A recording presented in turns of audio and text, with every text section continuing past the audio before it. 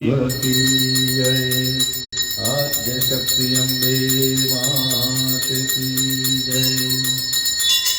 शुभ मुहूर्तंगे मंगल्यामायुः आरोग्यमैश्वर्यं निर्विघ्नेन शुभं भवतु। निर्विघ्नेन शुभं भवतु। नमो दिव्यै महादिव्यै शिवायै सततं नमः। नमः प्रकृत्यै भद्रायै नियता प्रणता स्मदां। बोलिए श्री रोगणनाथ महादेव की जय। ओम मंगलम ओमकार मंगलम ओम मंगलम ओमकार मंगलम।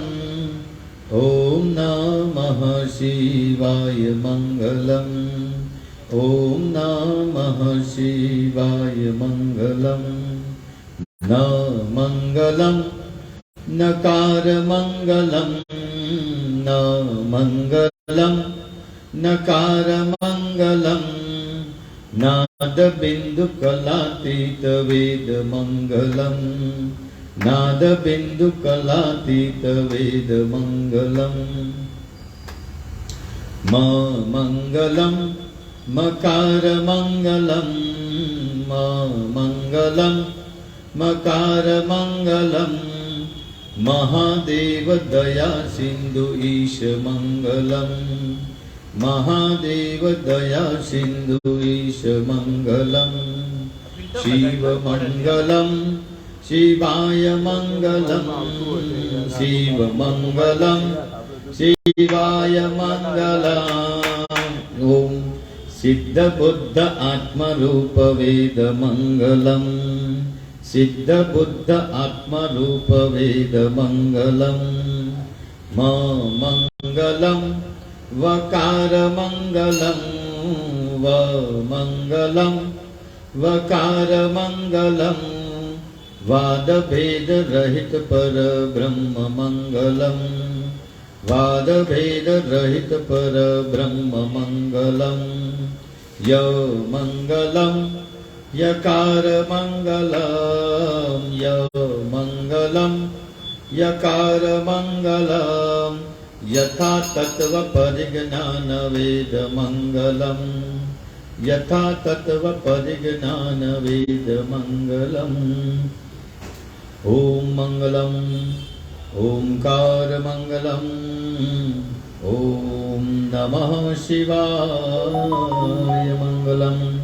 बोलिए श्री कैलाशपति रोगणनाथ महादेव की जय। आद्य शक्ति अम्बे मात की जय। जय जय नारायणी जय जय नारायणी जय जय नारायणी जय जय नारायणी जय जय नारायणी जय जय नारायणी जय जय नारायणी जय जय नारायणी। अम्बा नारायणी दुर्गा नारायणी। अम्बा नारायणी दुर्गा नारायणी।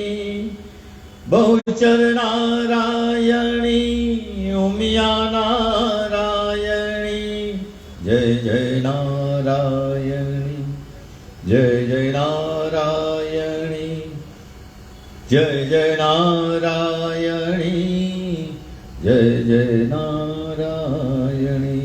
बोलिए श्री आद्य शक्ति अम्बे मात की जय। नमो दिव्यै महादिव्यै शिवायै सततं नमः। नमः प्रकृत्यै वदरायै नियता प्रणता स्मदाम्। आद्य शक्ति जगदम्बिका दुर्गा दिव्यै नमो नमः। भगवन्तौ नारायणं नमस्कृत्यं नरं चैव नरोत्तमं देवीं सरस्वतीं ध्याव्यासं ततो जयमुदीरयेत्।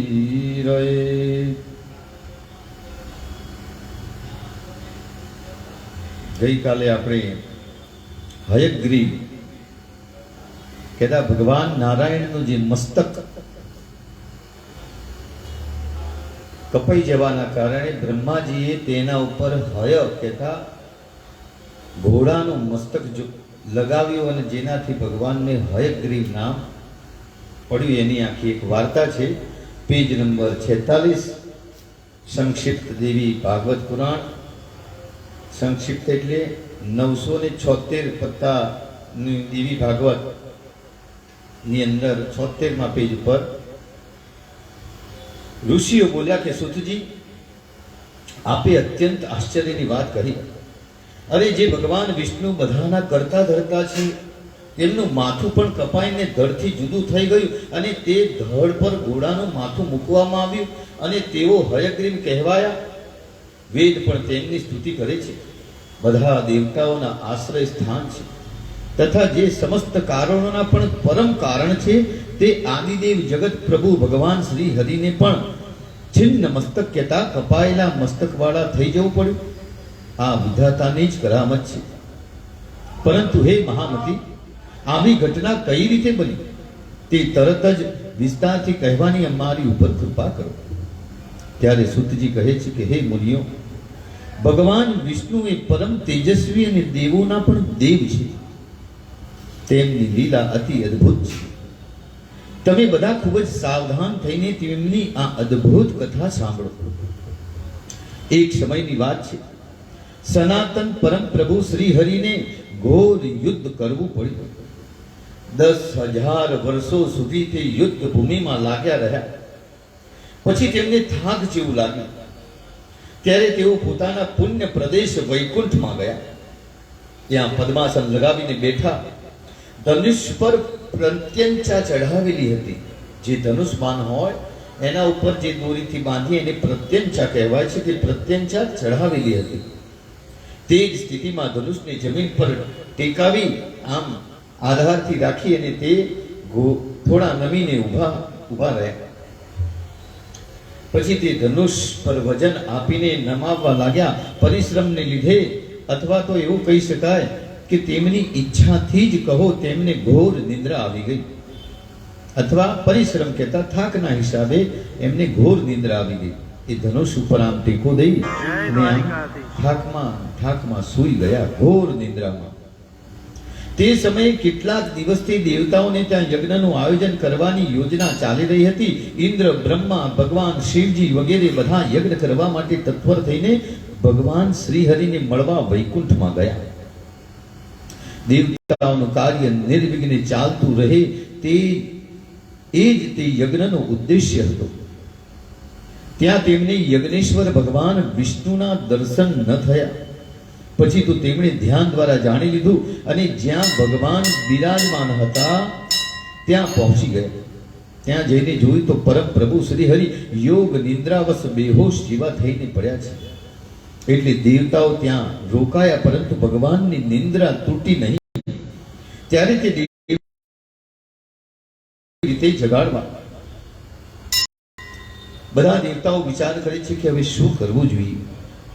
જો કોઈની નિદ્રા ભંગ કરવાનું કાર્ય કરવામાં આવે તો એ શાસ્ત્રના અંદર નિષિદ્ધ બતાવેલું છે। તો પણ યજ્ઞ કાર્ય સંપન્ન કરવા માટે તો ભગવાનને જગાડવા જ જોઈએ। ત્યારે બ્રહ્માજીએ વમ્રી નામના એક કીડાને ઉત્પન્ન કર્યો। એવું વિચારીને કે ધનુષ પૃથ્વી પર છે, પૃથ્વી પર જ છે।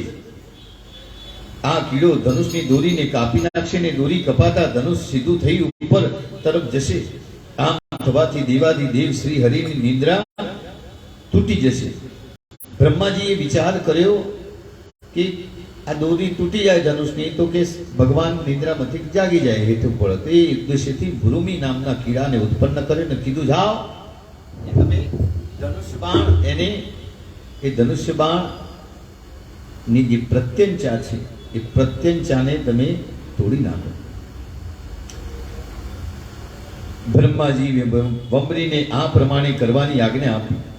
ત્યારે તે વમરી નામનો કીડો બ્રહ્માજીને કહેવા લાગ્યો કે અરે લક્ષ્મીપતિ, ભગવાન નારાયણ દેવતાઓના પણ આરાધ્ય દેવ છે. હું તે જગતગુરુની નિંદ્રામાં કઈ રીતે વિક્ષેપ કરી શકું? ભગવાન, આ ધનુષની દોરી કાપવાથી મને કયો લાભ મળશે, જેના કારણે હું આવું નિંદિત કાર્ય કરું? આ કોઈ પણ પ્રાણી કોઈને કોઈ સ્વાર્થ સાધવા માટે જ હલકું કામ કરવા પ્રવૃત્ત થાય છે. આ તદ્દન સાચી હકીકત છે. તેથી જો મારું કોઈ વ્યક્તિગત કાર્ય સધાવવાનું હોય તો હું આ ધનુષની દોરીને કાપવા તૈયાર થાવ. બ્રહ્માજીએ કહ્યું કે સાંભળ, અમે તને યજ્ઞમાં ભાગ આપીશું. આ તારો અંગત સ્વાર્થ સમજીને તું તરત જ અમારું કામ કરીને ભગવાન શ્રી હરિને જગાડ. બ્રહ્માજીએ તેને સમજાવ્યું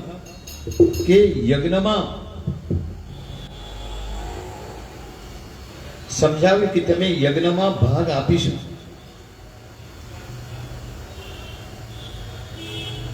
યજ્ઞમાં હવન કરતી વખતે આજુબાજુ જે પણ ભવિષ્ય તથા હોમવાની સામગ્રી પડી જાય અથવા પડશે તે તારો ભાગ ગણાશે. આ વાત તું સમજી લે. પરંતુ અમારું કામ હવે તરત જ કરવું જોઈએ. એટલે આપણે જે યજ્ઞ કરીએ છીએ તો એ યજ્ઞની અંદર ત્રણ મેખલા આવે છે. ઉપરની જે મેખલા આવે એનાથી નીચે આવે અને એનાથી નીચે, બરાબર?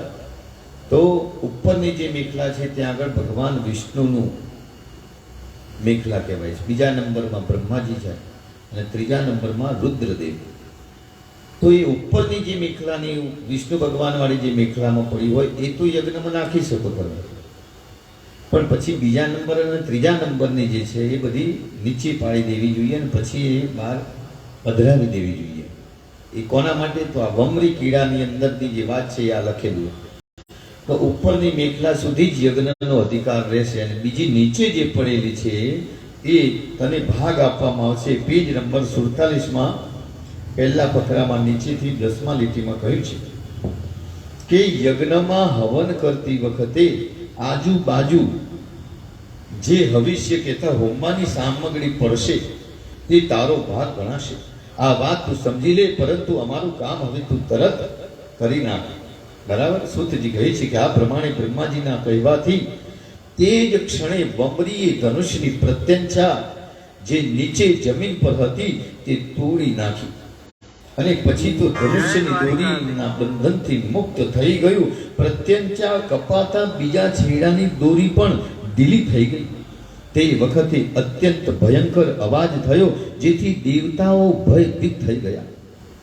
ચારે બાજુ અંધકાર છવાઈ ગયો, સૂર્યનો પ્રકાશ ક્ષીણ થઈ ગયો, ઝાંખો થઈ ગયો. ત્યારે બધા દેવતાઓ ગભરાઈને વિચાર કરવા લાગ્યા કે અહો, આવી ભયંકર પરિસ્થિતિમાં શું કરવું જોઈએ તેની ખબર જ નથી. હે ઋષિઓ, બધા દેવતાઓ આમ વિચાર કરતા હતા ત્યાં તો ભગવાન વિષ્ણુનું માથું કુંડળ અને મુગટ સહિત ઉડીને ક્યાંય જતું રહ્યું તેની ખબર પડી નહીં.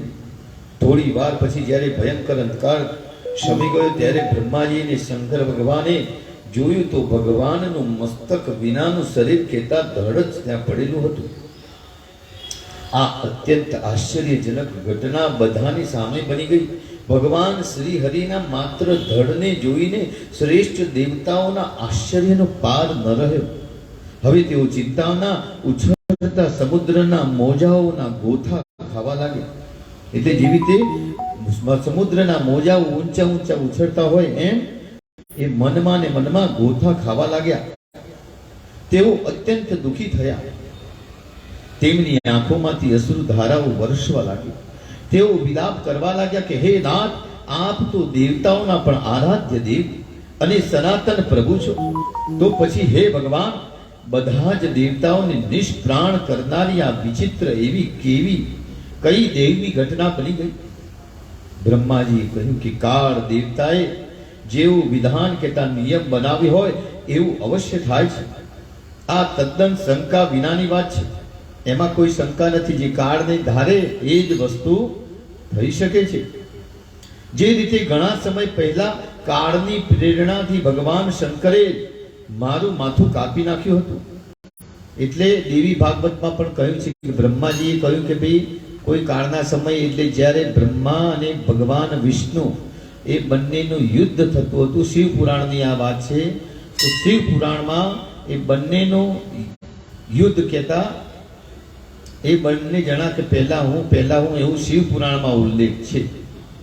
તો એ વખતે ભગવાન શિવનું શિવલિંગ ત્યાં વચ્ચે સ્થાપિત થયું અને એ સ્થાપિત થયેલા શિવલિંગનો અંત ક્યાંથી છે અને આરંભ ક્યાંથી થઈ જોવા માટે બ્રહ્માજી ઉપરના ભાગમાં ગયા અને વિષ્ણુ ભગવાન નીચેના ભાગમાં ગયા.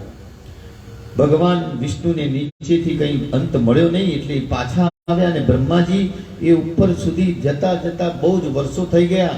પછી ઉપરથી એક પુષ્પ પડતું હતું. તેને કહ્યું કે ભાઈ આનો અંત ક્યાં છે અને આ ક્યાંથી આ સ્તંભ ઉત્પન્ન થયો. ત્યારે તે પુષ્પએ કહ્યું કે હું હજારો વર્ષથી ઉપરથી આવું છું પણ આનો અંત મેં પણ જોયો નથી. એટલે બ્રહ્માજીએ વિચાર કર્યો કે હજુ આગળ જવામાં કઈ મજા નથી. એટલે પાછા આવ્યા અને ભગવાન નારાયણને એવું કહ્યું કે ભાઈ મને અંત મળી ગયો છે અને આ પુષ્પ એની સાક્ષી છે. તો તે એટલું કહેતા જ ભગવાન શિવ ત્યાં આગળ પ્રકટ થાય છે અને એ ત્રિશૂલ વડે ભગવાન બ્રહ્માજીના પહેલા 5 મુખ હતા. પરંતુ બ્રહ્માજીને આ અસત્ય બોલવાના કારણે શિવજીએ જે મુખથી જે અસત્ય બોલાયું હતું એ મુખ કાપી નાખ્યું અને એ પુષ્પને પણ શ્રાપ આપ્યો કે મારા ઉપર ધતુરો ચડશે પરંતુ તું નહીં ચડે. પછી પુષ્પ ક્ષમા માંગે છે કે ભગવાન આમાં મારો કોઈ અપરાધ નથી. તો ભગવાન કહે છે વાંધો નહીં, તો તું આજે ચડ્યો છે ને આવતા વર્ષે હવે ચડીશ. એટલે એ દિવસે કેવડા ત્રિજતીને એ પુષ્પ છે કેવડાનું, એટલે કેવડાનું પુષ્પ એ કેવડા ત્રીજના દિવસે જ ચડે. તો આવું અહીં આગળ પેજ નંબર 47 કહેલું છે કે તારો આ બ્રહ્માજીએ કહ્યું છે કે જો મારું કોઈ કાળના સમય માથું કાપી નાખ્યું હતું તે જ પ્રમાણે આજે ભગવાન વિષ્ણુનું પણ માથું ધડથી અલગ થઈ અને સમુદ્રમાં પડ્યું છે. સચીપતિ દેવરાજ ઇન્દ્રના શરીરમાં હજારો છિદ્રો કહેતા હજારો કાણા પડી ગયેલા છે. તેમને દુખી થઈ સ્વર્ગમાં નીચે આવવું પડ્યું અને માન સરોવરમાં જઈને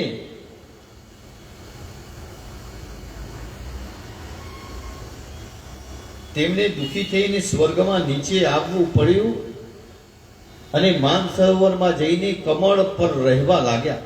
તેથી તમારે બિલકુલ શોક કરવો જોઈએ નહીં. તમે બધાને સનાતન વિદ્યા સ્વરૂપિણી મહામાયાનું ચિંતન કરો. તે જગત જનની મૂળ શક્તિ ભગવતી એ નિર્ગુણ સ્વરૂપા અને સર્વોપરી છે.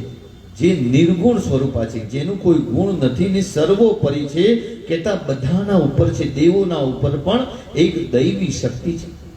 હવે આપણું કાર્ય તે જ સિદ્ધ કરશે. તેનું નામ બ્રહ્મ વિદ્યા પણ છે.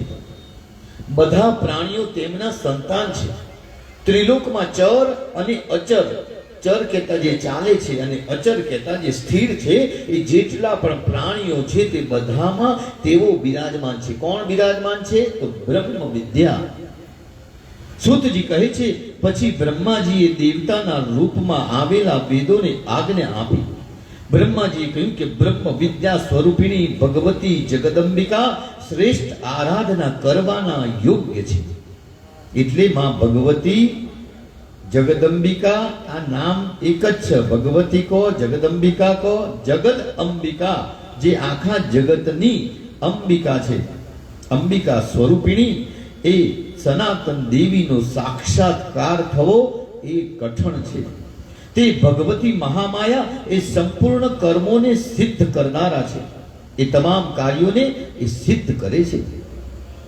તેથી તમે લોકો તેમની સ્તુતિ કરો. ત્યાર પછી સુંદર શરીરધારી વેદોએ બ્રહ્માજીની વાત સાંભળીને તે ભગવતી આદ્ય શક્તિ જગદંબિકાને જ્ઞાનથી જે જાણી શકાય છે, તે ભગવતીને જે જ્ઞાનથી જાણી શકાય છે અને જે મહામાયાના નામથી પ્રસિદ્ધ છે.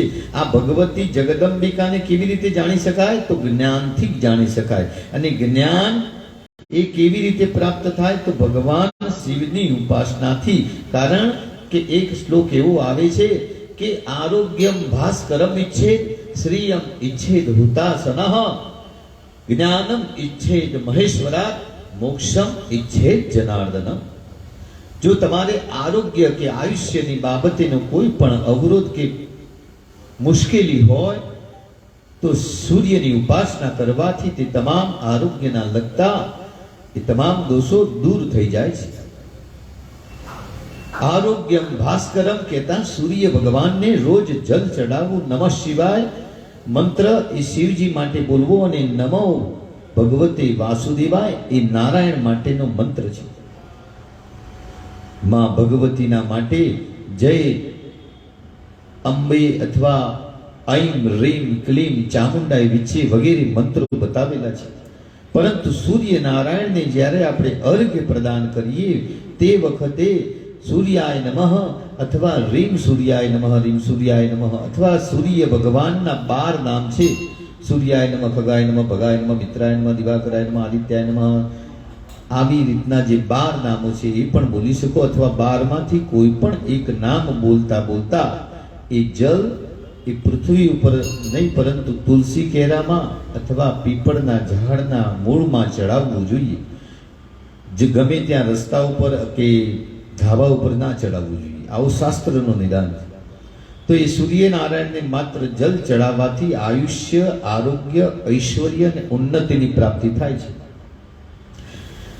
આરોગ્યમ ભાસ્કરમ ઈચ્છેદ શ્રીયમ ઈચ્છેદ હુતાસન. શ્રીયમ કહેતા લક્ષ્મીની ઈચ્છા રાખનાર વ્યક્તિએ, હુતાસન કહેતા યજ્ઞ યાગાદિક કર્મ કરવાથી એ લક્ષ્મી પ્રાપ્તિ થાય છે. જ્ઞાનમ ઈચ્છેદ મહેશ્વરાત. જ્ઞાનની ઈચ્છા હોય કે ના હોય પરંતુ શિવની ઉપાસના કરો તો જ્ઞાનની પ્રાપ્તિ અવશ્ય થાય છે. કે એવી જ રીતે આરોગ્યની ઈચ્છા હોય કે ના હોય પરંતુ સૂર્યને જલ ચડાવો તો આરોગ્ય, ઐશ્વર્ય, ઉન્નતિ ને યશની પ્રાપ્તિ થાય અને થાય. હુતાસન કહેતા યજ્ઞ યાગાદિ કરો તો ઈચ્છા હોય કે ના હોય પરંતુ સાત્વિક લક્ષ્મીની પ્રાપ્તિ થાય છે. એ જ રીતે જ્ઞાનની ઈચ્છા હોય કે ના હોય શિવની ઉપાસના કરવાથી એ જ્ઞાનની પ્રાપ્તિ કરાવે છે. અને મોક્ષમ ઈચ્છે જનાર્દનમ. મોક્ષની ઈચ્છા હોય કે ના હોય, જો મોક્ષની ઈચ્છા હોય તો પણ અને ના હોય તો પણ એ જનાર્દન કહેતા નમો ભગવતે વાસુદેવાય. આ દશાક્ષર મંત્ર 12 અક્ષર વાળો આ જે મંત્ર છે એ મોક્ષદાયક કહેલો છે, જે મોક્ષ આપવા માટે બંધાયેલો છે. તો મોક્ષમ ઈચ્છે જનાર્દનમ. મોક્ષની ઈચ્છા હોય તો જનાર્દન જોડે જવું જ પડે. ભગવાન શિવની પાસે તમે મોક્ષની અપેક્ષાએ જાઓ તો એ તમને એ જ્ઞાન આપે કે એ કયું જ્ઞાન આપે કે મોક્ષ સુધી પહોંચવા સુધીનું જે જ્ઞાન છે એ ભગવાન શિવ પાસેથી પ્રાપ્ત થાય છે. તો જ્ઞાનમ ઈચ્છે મહેશ્વરાત અને મોક્ષમ ઈચ્છે જનાર્દનમ.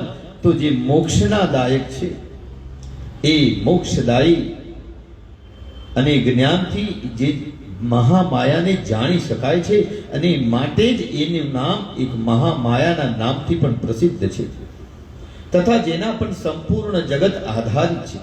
તેમની સ્તુતિ કરવા યોગ્ય છે. વેદ બોલ્યા, હે દેવી, આપ મહામાયા છો, જગતના સર્જક છો.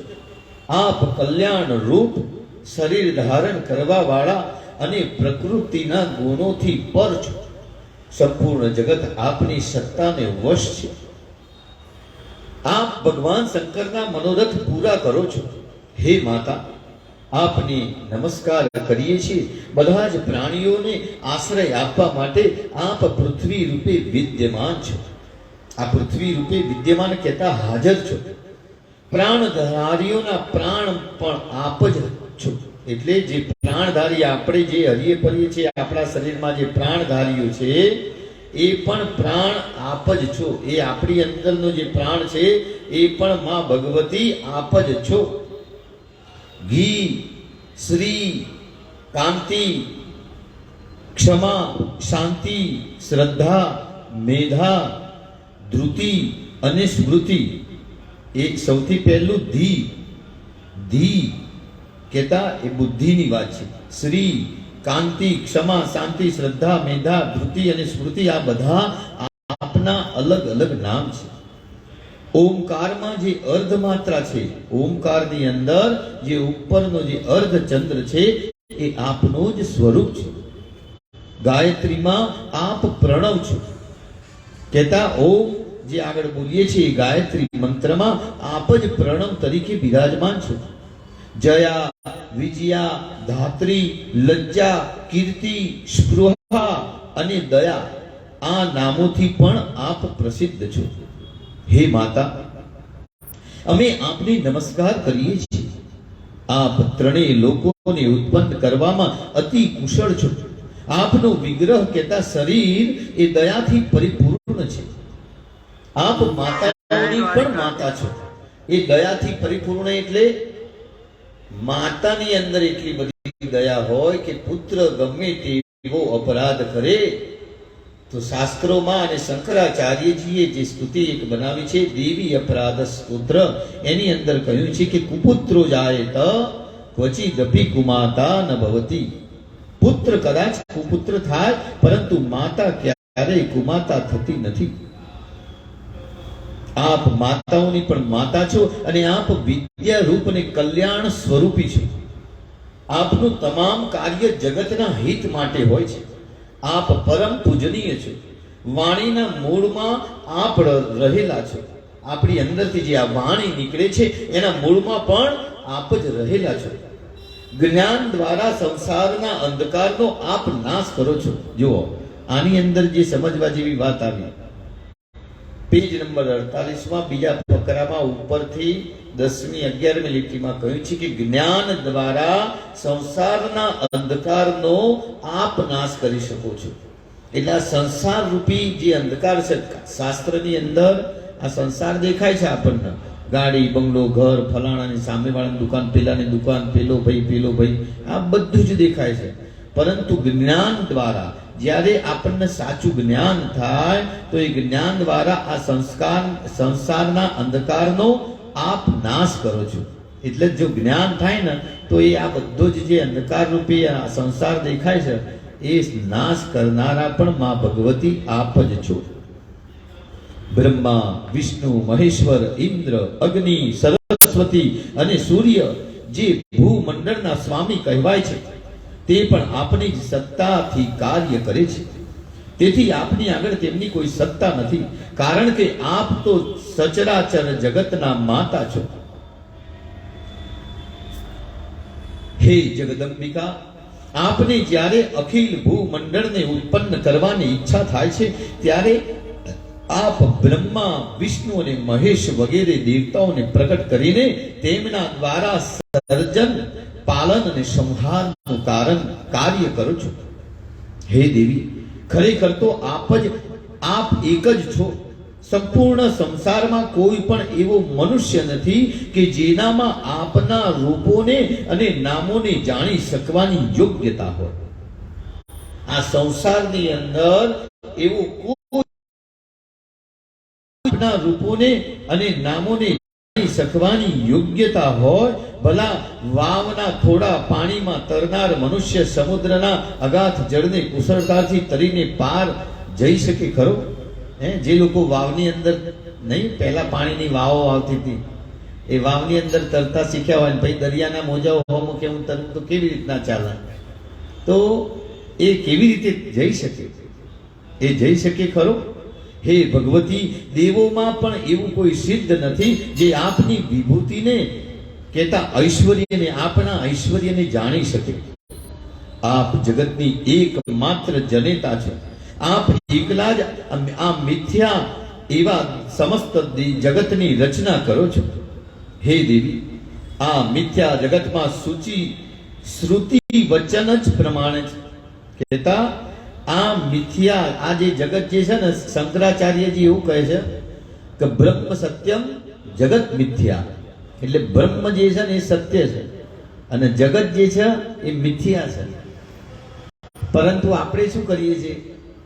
જે દેખાય છે જગત, તો કે સારું જે દેખાય છે એને અસત્ય કેવી રીતે માની લઈએ? સામે તમે લોકો બેઠા છો તો એને અસત્ય કેવી રીતે માની લો? બેઠા જ છો સામે, આ પંખો છે એને અસત્ય કેવી રીતે માની લો? આપણું મન, દરેકની વાત છે. તો બ્રહ્મ સત્યમ જગત મિથ્યા, જગત જે દેખાય છે, જે દેખાઈ જ રહ્યું છે મને, એને હું અસત્ય કેવી રીતે માનું? અને બ્રહ્મ સત્ય જે બ્રહ્મને હું દેખી જ નથી શકતો તે હું એને સત્ય કેવી રીતે માનું? આપણે આવું વિચારીએ છીએ. પરંતુ શંકરાચાર્યજી એવું કહે છે કે બ્રહ્મ જે છે ને એ જ સત્ય છે. આ જે દેખાય છે મોબાઈલ, કેન્ડી ક્રુઝ કે જે પણ વસ્તુઓ, એ બધી જ વસ્તુઓ શું છે ખબર? એ મિથ્યા છે. સમાચાર લોકો જોઈએ છે, કોઈ પોલિટિક્સમાં પડેલું છે, કોઈને ધન કમાવું છે, કોઈને વિદેશ જવું છે, આ બધું જે જગત એ મિથ્યા છે. કરોડોની સંપત્તિ હોય, કરોડો રૂપિયાઓ હોય, એ બધું કમાઈને કરવાનું શું? જો તમારી ઉપર માં ભગવતીની કૃપા જોઈતી હોય તો એ ભગવતીના ચરણની અંદર તો જવું પડે ને.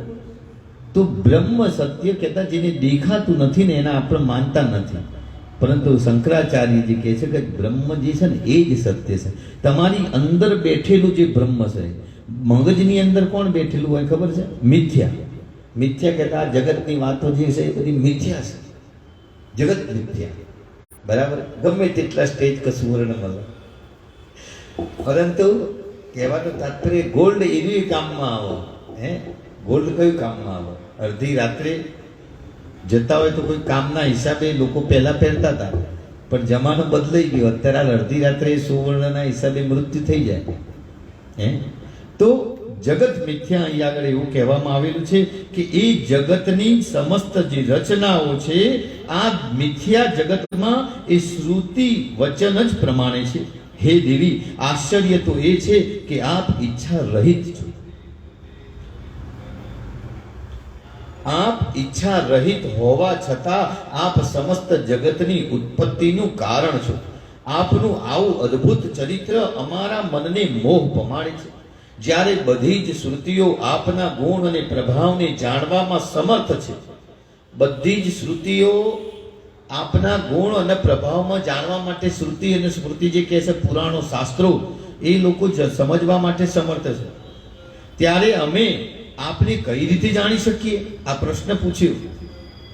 વધારે શું કહેવું, આપના પરમ પ્રભાવને આપ સ્વયં પણ નથી જાણતા. માતાજીના આવું કહી રહ્યા છે ઋષિ મુનિઓ, બરાબર છે? વેદો માતાજીને કે અમે લોકો કેવી રીતે જાણી શકીએ? તમે પણ તમારી જાતને નથી જાણી શકતા, નહીં જાણી શકતા હો કે આપ પણ સ્વયં પણ નથી જાણતા. કલ્યાણમયી જગદંબિકે, ભગવાન વિષ્ણુનું મસ્તક ધડથી અલગ થઈ ગયું છે, શું આપ એ નથી જાણતા? અથવા જાણીને પણ તેમના પ્રભાવની પરીક્ષા લેવા ઈચ્છો છો? અત્યારે શ્રી હરિ મસ્તકહીન થઈ ગયા છે. આ વાત અત્યંત આશ્ચર્યજનક અને સાથે સાથે દુઃખદ પણ છે. હવે અમે એ નથી જાણતા કે આપ આ જન્મ મરણના બંધનને કાપવામાં સમર્થ હોવા છતાં ભગવાન વિષ્ણુના મસ્તકને ધડ સાથે જોડાવવામાં વિલંબ કેમ કરી રહ્યા છો? હે જગદંબિકા, આપનું આ લીલા ચરિત્ર અમારી સમજની બહાર છે. વેદો આવું કહે છે.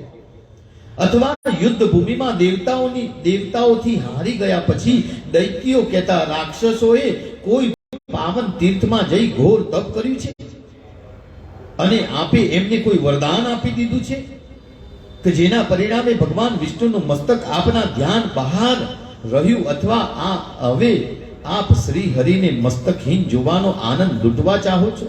આવું વેદો કટાક્ષ કરી રહ્યા છે. હે જગદંબિકા, આપ લક્ષ્મી પર કોપાયમાન તો થયા નથી ને? શું કહે છે કે તમે લક્ષ્મીજી ઉપર કોપાયમાન માતાજી તો નથી થયા ને? કે આ વિષ્ણુ ભગવાનનું ધડ તમે મસ્તકથી અલગ કરી નાખ્યું? કારણ કે તેમને આપ ભગવાન વિષ્ણુ વિનાના જોવા ઈચ્છો છો. માની લઈએ કે લક્ષ્મીએ કોઈ અપરાધ કર્યો હોય તો પણ આપે ક્ષમા આપવી જોઈએ, કારણ કે લક્ષ્મી પણ આપના અંશમાંથી જ પ્રકટ થયા છે. તેથી શ્રી હરિને મસ્તક પાછું આપીને લક્ષ્મીને ખુશ કરવાની કૃપા કરો. હે દેવી, આ દેવતાઓ આપને વારંવાર નમસ્કાર કરી રહ્યા છે અને આપના સૃષ્ટિ સર્જનમાં કાર્યમાં તેઓ મુખ્ય પ્રધાન છે. તો આપની કૃપાથી તેમને પ્રતિષ્ઠા ન મળી ચૂકી. હવે આપ સમસ્ત જગતના લોકનાયક ભગવાન વિષ્ણુને પ્રાણદાન આપીને શોકરૂપી સમુદ્રમાંથી આ દેવતાઓનો ઉદ્ધાર કરવાની કૃપા કરો. હે અંબિકા, હે માતા, અમે એ નથી જાણતા કે શ્રી હરિનું મસ્તક ક્યાં ગયું છે. એક વાત નિશ્ચિત છે કે આપની કૃપા સિવાય બીજો કોઈ જ ઉપાય નથી. હે દેવી, આપ જે રીતે અમૃત પાઈને દેવતાઓને જીવિત કરવામાં નિપુણ છો કહેતા, જેવી રીતે આપ દરેક દેવતાઓને અમૃત પીવડાવી અને એમને અમર કરવામાં નિપુણ છો, તે જ રીતે હવે જગતને જીવિત રાખવું તે આપનું કર્તવ્ય છે. આ પ્રમાણે જ્યારે સૂતજી કહે છે કે આ પ્રમાણે જ્યારે વેદોએ ભગવાન બધા જ વેદોએ અને ભગવાનોએ ભગવતી જગદંબિકાની સ્તુતિ કરી, ત્યારે તે ગુણાતીત મહામયી દેવી અત્યંત પ્રસન્ન થઈ અને દેવતાઓને આકાશવાણી દ્વારા સંબોધન કરવા લાગ્યા. તેમની પ્રત્યેક વાણી કલ્યાણમય હતી અને બધા જ શબ્દો સુખથી ભરપૂર હતા. તે વાણી આ પ્રમાણે હતી. એમ કહી અને સૂતજી કહે છે, હે દેવતાઓ, હવે તમારે ચિંતા કરવાની જરૂર નથી. આવી આકાશવાણી માં જગદંબિકાએ ભગવતી જગદંબિકાએ કરી કે હવે તમારે ચિંતા કરવાની જરૂર નથી. શાંત ચિત્ત થઈને પોતાના સ્થાન પર બેસી જાઓ. વેદોએ મારી સુંદર સ્તુતિ કરી છે, તેથી હું પ્રસન્ન છું, તેમાં કોઈ સંદેહ નથી. જુઓ પેજ નંબર 49 માં શું કીધું? માતાજી એવું કહે છે કે વેદોએ મારી સ્તુતિ કરી, જેના કારણે હું પ્રસન્ન થઈ છું. એટલે એનો મતલબ એવો થયો કે વેદોના દ્વારા માં ભગવતી પ્રસન્ન થઈ શકે છે. આ સાબિત થઈ જાય છે આટલું લખવાથી. લખેલું જ છે પેજ નંબર 48 બીજા નંબરનો ફકરો, અને નીચેથી 10મી લીટી પર 11મી લીટી છે કે વેદોની, એવું કહેવાય છે કે વેદોની સ્તુતિથી હું પ્રસન્ન છું, તેમાં કંઈ જ સંદેહ નથી. જે મનુષ્ય મૃત્યુ લોકમાં મારા આ સ્તોત્રનો પાઠ કરે છે અથવા કરશે, તેની બધી મનોકામના પૂર્ણ થઈ જશે. અથવા જે શ્રદ્ધાળુ મનુષ્ય આ સ્તોત્રને હંમેશા વાંચે છે અથવા સાંભળે છે, જો એવું નહીં કે ખાલી વાંચે જ છે, સાંભળનારને પણ એટલું જ પુણ્ય છે. એવું કઈ છે નહીં કે ભાઈ અમને વિશેષ મળશે, તમને જ વિશેષ મળશે. તમે સમજો, પરીક્ષિત રાજાને જ્યારે ભાગવત સંભળાવવામાં આવી 7 દિવસ દરમિયાન, તો ઉપરથી પુષ્પક વિમાન 7મા દિવસે આવ્યું, તો બીજા બધા લોકોએ કહ્યું કે ભાઈ અમારા માટે તાણ કેમ વિમાન ના આવ્યું? અમે લોકોએ બી સાંભળી છે, સાંભળવામાં તો કઈ એવું હતું જ નહીં. આમને સંભળાય છે એવું તમને પણ સંભળાય છે, સમજ્યા? એવું તો કોઈ છે નહીં કે દરેકને અલગ અલગ સંભળાય. રામ રામ કહીએ તો બધાને રામ જ સંભળાય, અલગ અલગ સંભળાય. તો કોઈને લક્ષ્મણ સંભળાય, કોઈને શત્રુઘ્ન, કોઈને ભરત. ભરતભાઈ તો બેઠા છે એટલે કઈ વાંધો નહીં, પરંતુ કહેવાનું તાત્પર્ય રામ, એ રામ કહીએ તો રામ જ સંભળાય. તો કે સાંભળ્યું બધાએ બરાબર છે, તો એક જ વ્યક્તિ માટે કેમ વિમાન? આવો પંક્તિભેદ કેમ? તો ત્યાં આગળ એવું કહેવાય છે અને એવું કહેલું છે શાસ્ત્રોમાં પણ કે શ્રવણ ભેદના હિસાબે ફલ ભેદ થયો છે.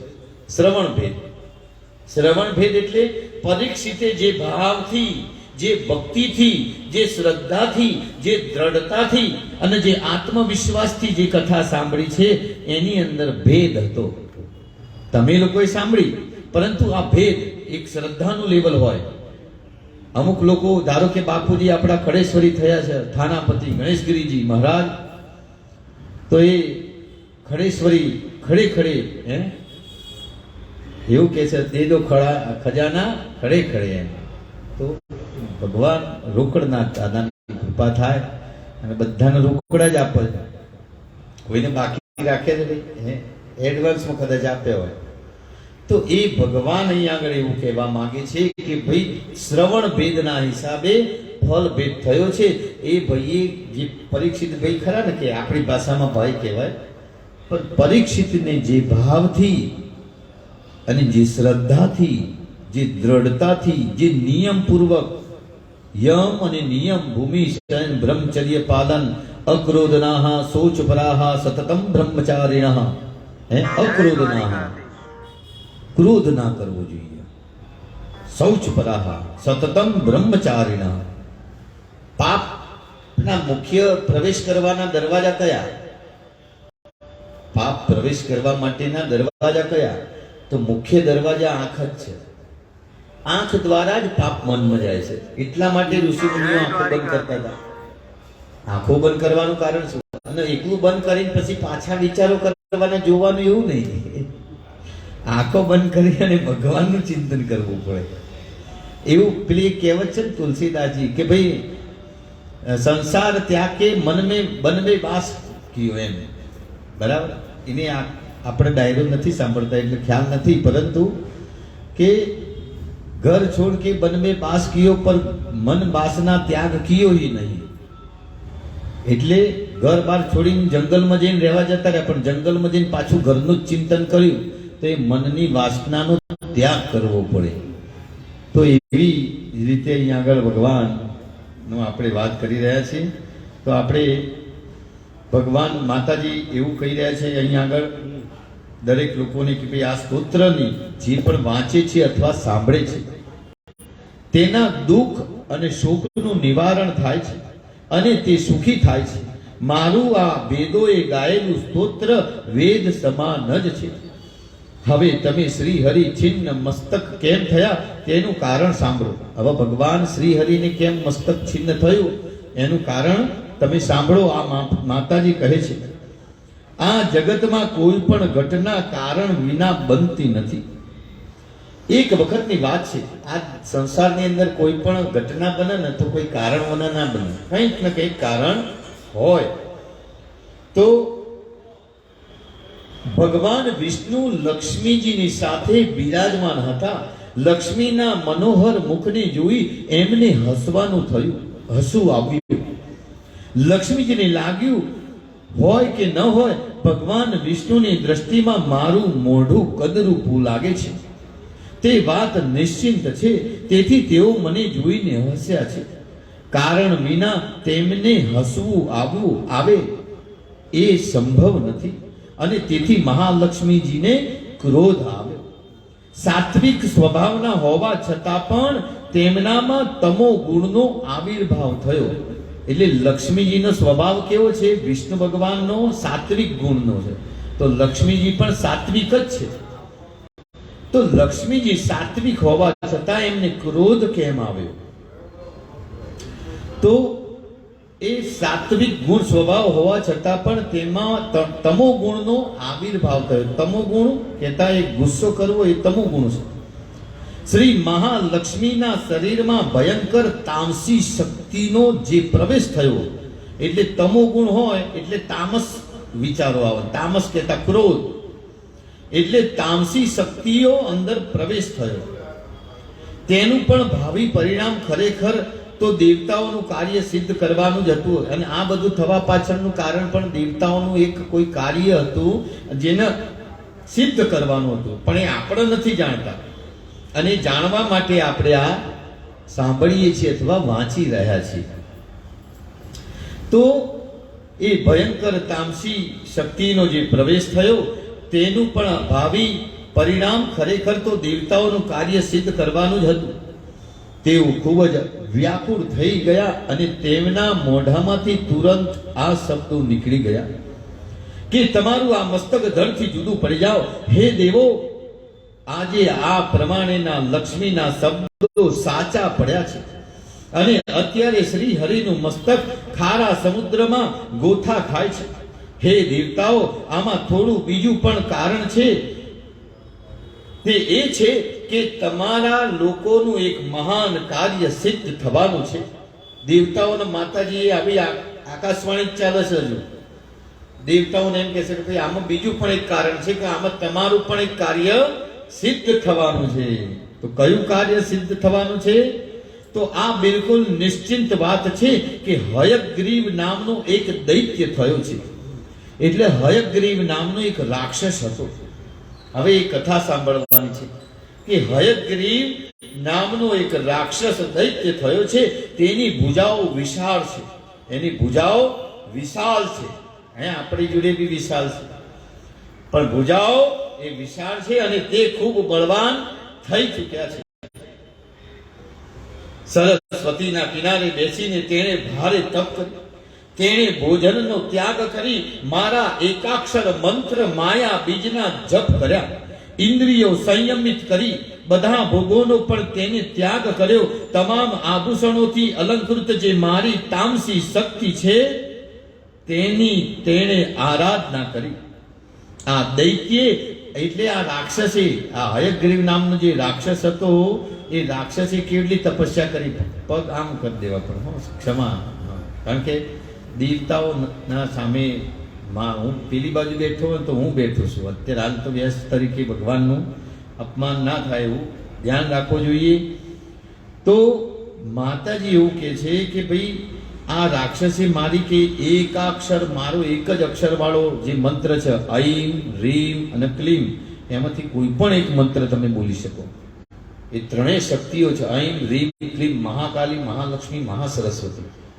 તો એ માતાજી એ જાતે એમ કહે છે કે હયગ્રીવ નામના રાક્ષસે મારા એકાક્ષર મંત્રનો માયા બીજના જપ કર્યા અને ઇન્દ્રિયો સંયમિત કરી. ઇન્દ્રિયો સંયમિત એટલે ઇન્દ્રિયો એટલે આપણી કઈ કર્મેન્દ્રિય છે, કર્ણેન્દ્રિય છે. કાનેથી કઈ સાંભળવું નહીં ખરાબ, આંખેથી ખરાબ જોવું નહીં, ખરાબ બોલવું નહીં, મનમાં વિચારવું નહીં, બરાબર હાથ પગેથી કોઈ એવું કર્મ ના કરવું. તો એ બધું એ ઇન્દ્રિયોને સંયમિત કરી અને બધા ભોગો પણ તેને ત્યાગ કર્યો. બધા ભોગો એટલે કે જે શાહી પલંગમાં સૂતો તો કે ભાઈ શાહી ઠાઠથી ખાતા પીતા હતા, એ બધાનો ત્યાગ કરી અને મારી ઉપાસના કરી અને તમામ આભૂષણોથી અલંકૃત જે મારી તામસી શક્તિ છે, એટલે બધા આભૂષણો વાળી જે મારી તામસી શક્તિ છે તેની આરાધના કરી. અને આ રાક્ષસ દૈત્યએ આ પ્રમાણે કેટલા વર્ષ સુધી કરી ખબર છે? 1-2 દિવસ નહીં, 1000 વર્ષ સુધી એ તપ કર્યું. ત્યારે હું જ તામસી શક્તિના રૂપમાં સજી ધજીને તેની પાસે ગઈ. એટલે માં ભગવતી એમ કે છે હું જ એ જે તામસી શક્તિને માનતા હતા ત્યાં આગળ એને જોવાનું રૂપ એની પાસે ગઈ અને જેવા રૂપનું તે ધ્યાન કરી રહ્યો હતો, એ જે રૂપથી ધ્યાન ધરતો હતો, હું એ જ રૂપમાં મેં તેને દર્શન આપ્યા. એટલે તમે કલ્પના કરો કે આજ સુધી કેટલાય કિસ્સાઓ બન્યા છે કે ભાઈ શ્રીનાથજીમાં કોઈએ જઈને વિચાર કરે કે ભાઈ મારા બહુચરાજીના દર્શન કરવા છે શ્રીનાથજીના અંદર, તો એમને ત્યાં આગળ શ્રીનાથજીના થઈ ગયા દર્શન, એવું કહેવાય છે. તો માં ભગવતી એમ કે છે કે તમે જે પણ સ્વરૂપનું મારું ધ્યાન ધરો, બાલિકા સ્વરૂપનું જો મારું ધ્યાન ધરો તો હું બાલિકા સ્વરૂપે ત્યાં આવું છું. અને આ દેવી ભાગવતમાં એ બાલિકાનું મહત્વ પણ આવશે કે કેટલાથી કેટલા વર્ષની ઉંમરની બાલિકા હોવી જોઈએ અને એનું પૂજન કરવું જોઈએ. અને પૂજન કરવાથી તમને એમ હોય કે હું આ બાલિકાનું પૂજન કરું છું, પરંતુ એ સાક્ષાત જગદંબિકા છે, એ સ્વયં ભગવતી હોય. એ ભાવથી જ જે શ્રવણ વેદની વાત છે એવી જ રીતે જે ભાવથી તમે પૂજા કરો, જો બાલિકાના ભાવથી પૂજા કરો તો બાલિકા જ નું પુણ્ય મળે. પણ તમે એમ વિચારો કે આદ્ય શક્તિ પરાત્મા જગત જનની જગદંબિકા પ્રત્યક્ષ હાજર છે, તો એ જગદંબિકાનું જ પૂજન કહેવાય. એવું અહીંયા આગળ કહેવાનો તાત્પર્ય થાય છે. તો જે રૂપનું એ ધ્યાન ધરતો હતો એ જ રૂપે હું તેને દર્શન આપ્યા. હું સિંહ પર બેઠી હતી, મારા બધા અંગો દયાથી છલકાતા હતા. મેં કહ્યું કે મહાભાગ વરદાન માંગ, હે સુવ્રત, કહેતા તે જે સારું વ્રત કર્યું છે, કોઈ પણ વ્યક્તિ સારું વ્રત જ્યારે કરતો હોય ત્યારે એને સુવ્રત કહેવાય છે. હે સુવ્રત, તારી જે ઈચ્છા હોય તે આપવા હું તૈયાર છું. મારી વાણી સાંભળીને તે દાનવ કહેતા તે રાક્ષસ પ્રેમ વિભોર થઈ ગયો. તેણે તુરંત જ મારી પ્રદક્ષિણા કરી. બોલો, રાક્ષસ હતો તોય પ્રેમ વિભોર થઈ ગયો અને પ્રેમથી પ્રદક્ષિણા કરી અને મારા ચરણોમાં મસ્તક નમાવ્યું. મારા રૂપને જોઈ તેને રોમાંચ થયો. રોમાંચ રોમાંચ અલગ છે અને રોમાંસ, એ જો સ બોલો રોમાંસ થયો તો ત્યાં આગળ પેલો રોમાંસ આવે, પણ રોમાંચ કહેતા એની અંદર એક આશ્ચર્યની વાત થઈ એમ, એ ટાઈપનો રોમાંચ. પેલું જે લવ લફેરની વાત છે એને રોમાંસ કહેવાય.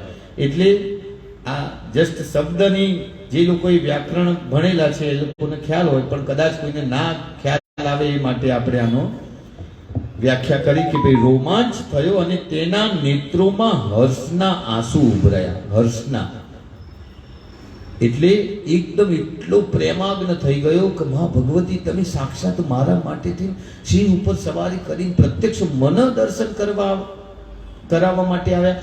બસ એ પ્રેમ વિભોર થઈ ગયો ને એટલો રોમાંચ થયો કે ઓહો મારા જોડે આવી ગયા માતાજી. એ રોમાંચથી હર્ષના કારણે એના આંખમાં આંસુ આવી ગયા. એના હર્ષના આંસુ ઉભરાયા અને પછી તે મારી સ્તુતિ કરવા લાગ્યો. અને પછી હયગ્રીવ એ માં ભગવતીની પાછી પ્રસન્ન થયા પછી માતાજી જાતે આયા અને કીધું કે બોલ તારે શું વરદાન જોઈએ છે, અને પછી સ્તુતિ કરવા લાગ્યો હયગ્રીવ. તો હયગ્રીવે શું સ્તુતિ કરી, શું કહે છે ભગવતીની સ્તુતિ કહેતા એમની આરાધના કરવી અથવા વખાણ કરવા. તો હયગ્રીવ બોલ્યું કે હે કલ્યાણમયી દેવી, હે માં ભગવતી આદ્ય શક્તિ પરાંબા, આપને નમસ્કાર છે. આપ મહામાયા છો, સૃષ્ટિ સ્થિતિ અને સંહાર કરવા વાળા પણ આપ જ છો.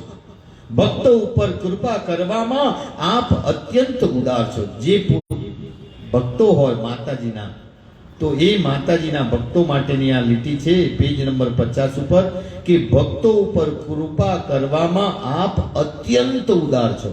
જે માતાજીનો ભક્ત હોય ને એના ઉપર માતાજી અત્યંત એની કૃપા કરતી હોય છે. મનોરથો પૂરા કરવા અને મુક્તિ આપી તે આપનું મનોરંજન છે. પૃથ્વી જળ વાયુ તેજ અને આકાશ તથા તેના ગુણ, જે આ પૃથ્વી જળ આકાશ વાયુ અને તેજ અને આકાશ આ પંચ તત્વ થયા છે. પૃથ્વી જળ વાયુ તેજ અને આકાશ આ પાંચ તત્વો થયા. પછી એ પાંચે પાંચ તત્વોના ગુણ છે. તો ગંધ, પૃથ્વીનો ગુણ શું છે? તો વરસાદ પડે એટલે સુગંધ આવે છે ને માટીની, તો એ પૃથ્વીનો ગુણ છે ગંધ. જળનો ગુણ શું છે? તો રસ, પ્રવાહી છે એટલા માટે. વાયુનો ગુણ શું છે? તો રૂપ. કઈ ધુમાડો કરો તો એ વાયુની અંદર દેખાય. અત્યારે હાલ આમ ના દેખાય, પણ એ અગરબત્તી ધૂપ કરો એટલે દેખાય આમ વાયુ. તો એનું ગુણ શું છે? કે રૂપ. અને તેજ કહેતા જે પ્રકાશ જે છે એનો ગુણ શું છે? તો સ્પર્શ. સ્પર્શ કરો તો એ તેજ આપણને દેખાય. તડકામાં આમ હાથ મૂકો, એ જેઠ મહિનાના ગરમીમાં એટલે તડકામાં એસીથી બહાર કાઢો તો ખબર પડે કેટલું ગરમી આવે છે.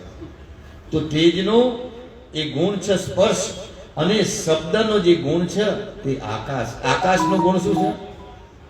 આકાશનો ગુણ એ શબ્દ છે. હું જે શબ્દ બોલું છું એ શબ્દ તમારી સુધી પહોંચે છે એનું કારણ છે આકાશ તત્વ. આપણે હાલ આપણા એ બેઠા છે એમાં હાલ જેમ ખાલી જગ્યા દેખાય છે ને, એ ખાલી જગ્યા નથી, પણ ત્યાં આકાશ તત્વ છે. એનું એક વ્યાખ્યા તમને સમય નથી, પણ છતાં હું કહું કે માટલું હોય, એ માટલાની અંદર પાણી ભરો તો એ માટલાની અંદર શું હોય? પાણી. પણ પાણી ખાલી કરી નાખો તો માટલાની અંદર શું હોય? ખાલી.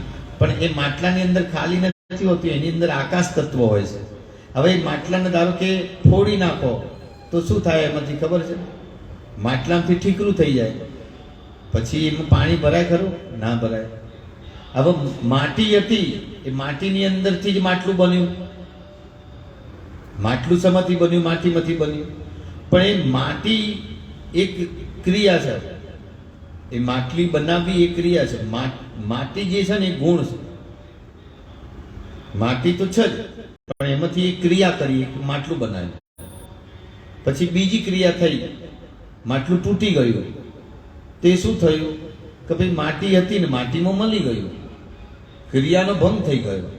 તો એ જ રીતે એ જે આકાશ તત્વ છે એ સમસ્ત વ્યાપ્ત છે. કંઈ ખાલી નથી. આપણા મગજ સિવાય કંઈ જ ખાલી નથી. આ મગજ એકલું આપણું ખાલી, બાકી બધું જ ભરેલું આકાશ તત્વથી ભરેલું છે. તો એ આકાશ તત્વના કારણે આકાશનો ગુણધર્મ છે શબ્દ. તો એ શબ્દ અહીં આગળ કહેવાય છે. અને આ બધાનું કારણ આપ જ છો હે મહેશ્વરી. નાસિકા કહેતા નાક, ત્વચા કહેતા ચામડી, જીભ કહેતા જીહવા કહેતા જીભ, નેત્ર અને કાન આ વગેરે ઇન્દ્રિયો છે. એટલે પાંચ ભૂત થયા, પાંચ મહાભૂત. કયા કયા પાંચ મહાભૂત એ યાદ રાખવાના. વારે ઘડી કહેવાનું કારણ શું કે યાદ રહે. પાંચ મહાભૂતો કયા? આપણે હરતા ફરતા ભૂત પ્રેત પિશાચની વાત નહીં કરતા. પાંચ મહાભૂતો કહેતા પૃથ્વી, જળ, વાયુ, આકાશ અને તેજ. તેજ અને આકાશ આ પાંચ ભૂતો થયા. પછી એના પાંચ તન માત્ર, એટલે આ એમના ગુણો છે. શબ્દ, સ્પર્શ, રૂપ, રસ અને ગંધ આ એમના ગુણો થયા. 5 ને 5 10. પછી 5 જે નાસિકા, ત્વચા, જીહવા, નેત્ર અને કાન છે એ આ ઇન્દ્રિયોથી 5 કર્મેન્દ્રિય છે. આ બરાબર. આ જ્ઞાનેન્દ્રિય છે. નાસિકા એ જ્ઞાનેન્દ્રિય છે, ચામડી એ પણ, અને 5 ઇન્દ્રિયો કર્મેન્દ્રિય આવશે. આ સિવાય એ સિવાયની જે કર્મેન્દ્રિયો છે તે બધી આપના દ્વારા થઈ છે. એટલે બીજી 5 કર્મેન્દ્રિયો છે. એટલે 5 કર્મેન્દ્રિય, 5 જ્ઞાનેન્દ્રિય અને 5 તન્માત્રા કહેતા ગંધ, સ્પર્શ, રૂપ, રસ અને ગંધ. એ 5 અને 5 ભૂતો એટલે 20 થયા. એમાં એક અંતઃકરણ ચતુષ્ટય કહેતા મન, બુદ્ધિ, ચિત્ત અને અહંકાર. એ અંતઃકરણ ચતુષ્ટય એમ મળીને ટોટલ 24 તત્વ થયા. અને 25મું જે તત્વ છે એ પ્રાણ નામનું તત્વ કહેવાય છે. અને 25મું તત્વ જ્યારે ઉમેરાય ત્યારે આ શરીર હલન ચલન કરી શકે છે. બાકી 24 તત્વોથી તો માત્ર એક શરીર જ બને છે. 5 ભૂતો કયા કયા? ફરીથી તમને કહી રહ્યો છું. પૃથ્વી, જળ, વાયુ, તેજ, આકાશ અને તેજ અને આકાશ. આ 5 ગુણો ગંધ, રસ, રૂપ, સ્પર્શ અને શબ્દ. પછી 5 જ્ઞાનેન્દ્રિય નાસિકા, ચામડી, જીહવા કહેતા જીભ, નેત્ર અને કાન. હવે આની અંદર પણ વસ્તુ વિચારવા જેવી છે. સમજો, નાક કયું છે? જે આ જે દેખાય છે ને એ નાક નહીં. જે સૂંઘવાની જ્ઞાનેન્દ્રિય, એટલે જે સૂંઘવાની જે શક્તિ ધરાવે છે એ જ્ઞાનેન્દ્રિય. સમજો. પછી ત્વચા કહેતા ચામડી. ચામડી આપણને આ દેખાય છે એ ચામડી ખરી, પણ એ ચામડી ની અંદર પણ ચામડી છે જે નથી દેખાતી. એ જ્ઞાનેન્દ્રિય છે. એની અંદર જ્ઞાન થાય. આના ઠંડુ અડે તો પણ ખબર પડે, ગરમ અડે તો પણ ખબર પડે, અને કેવું અડ્યું છે એ બધો જ અહેસાસ થાય આપણને. એ જ્ઞાન છે, જ્ઞાનેન્દ્રિય. પછી જીહવા કહેતા જીભ. તમે વિચાર કરો કે ભગવાને આ જીભની અંદર બી ચામડું જ છે, આ બી ચામડું જ છે, પણ આંખો બંધ કરીને આમ તમે મીઠા માંગડી ડબોળો તો ખબર પડે કે આ મીઠું છે, કે ખાંડમાં ડબોળો તો. પણ જીભ ડબોળો તો ખબર ના પડે. અથવા જીભ ઉપર એ વસ્તુઓ મડાડો તો ખબર ના પડે કે આ મીઠું આવ્યું, કે મધ આવ્યું, કા કડવું વોક આવ્યું. તો એ જીભ કેવી વસ્તુ જે બનાવી છે, એટલું ચામડું એવું બનાવી ભગવાને કે એની અંદર એક જ્ઞાન મૂકેલું છે, રસ. એનો બધા 6 રસ બતાવેલા છે. 6 કહેતા ખાટું, મીઠું, તીખું, ખારું, મોળું અને તુરું. બરાબર. તો આવી રીતે કડવું ને 6 રસો બતાવેલા. તો એ જીભ પણ જ્ઞાનેન્દ્રિય કહેવાય. નેત્ર કહેતા આની જે આખી આંખો દેખાય છે કાળી કીકી ને સફેદ કીકીની સાથે, એવી એ શક્તિ નથી. એને દેખવાની અંદરની જે શક્તિ છે એ નેત્ર શક્તિ કહેવાય, જ્ઞાનેન્દ્રિય. પછી કાન કહેતા જે આપણે બહાર આ દેખાય છે એનાથી નહીં, પણ જે સાંભળવાની શક્તિ છે ને એને કર્ણેન્દ્રિય કહેવાય છે. કર્ણ ઇન્દ્રિય, નેત્ર ઇન્દ્રિય. અમુક લોકોના આ સફેદ કીકી આપણી જે દેખાય છે એને કાળી કીકી હોય પણ એ દેખાતું ના હોય. અમુક કેટલાય લોકો જે બહેરા હશે પણ એના આપણે જે કાન દોરેલા છે આવા કાન હોય એને, પણ સંભળાવવાની શક્તિ ના હોય.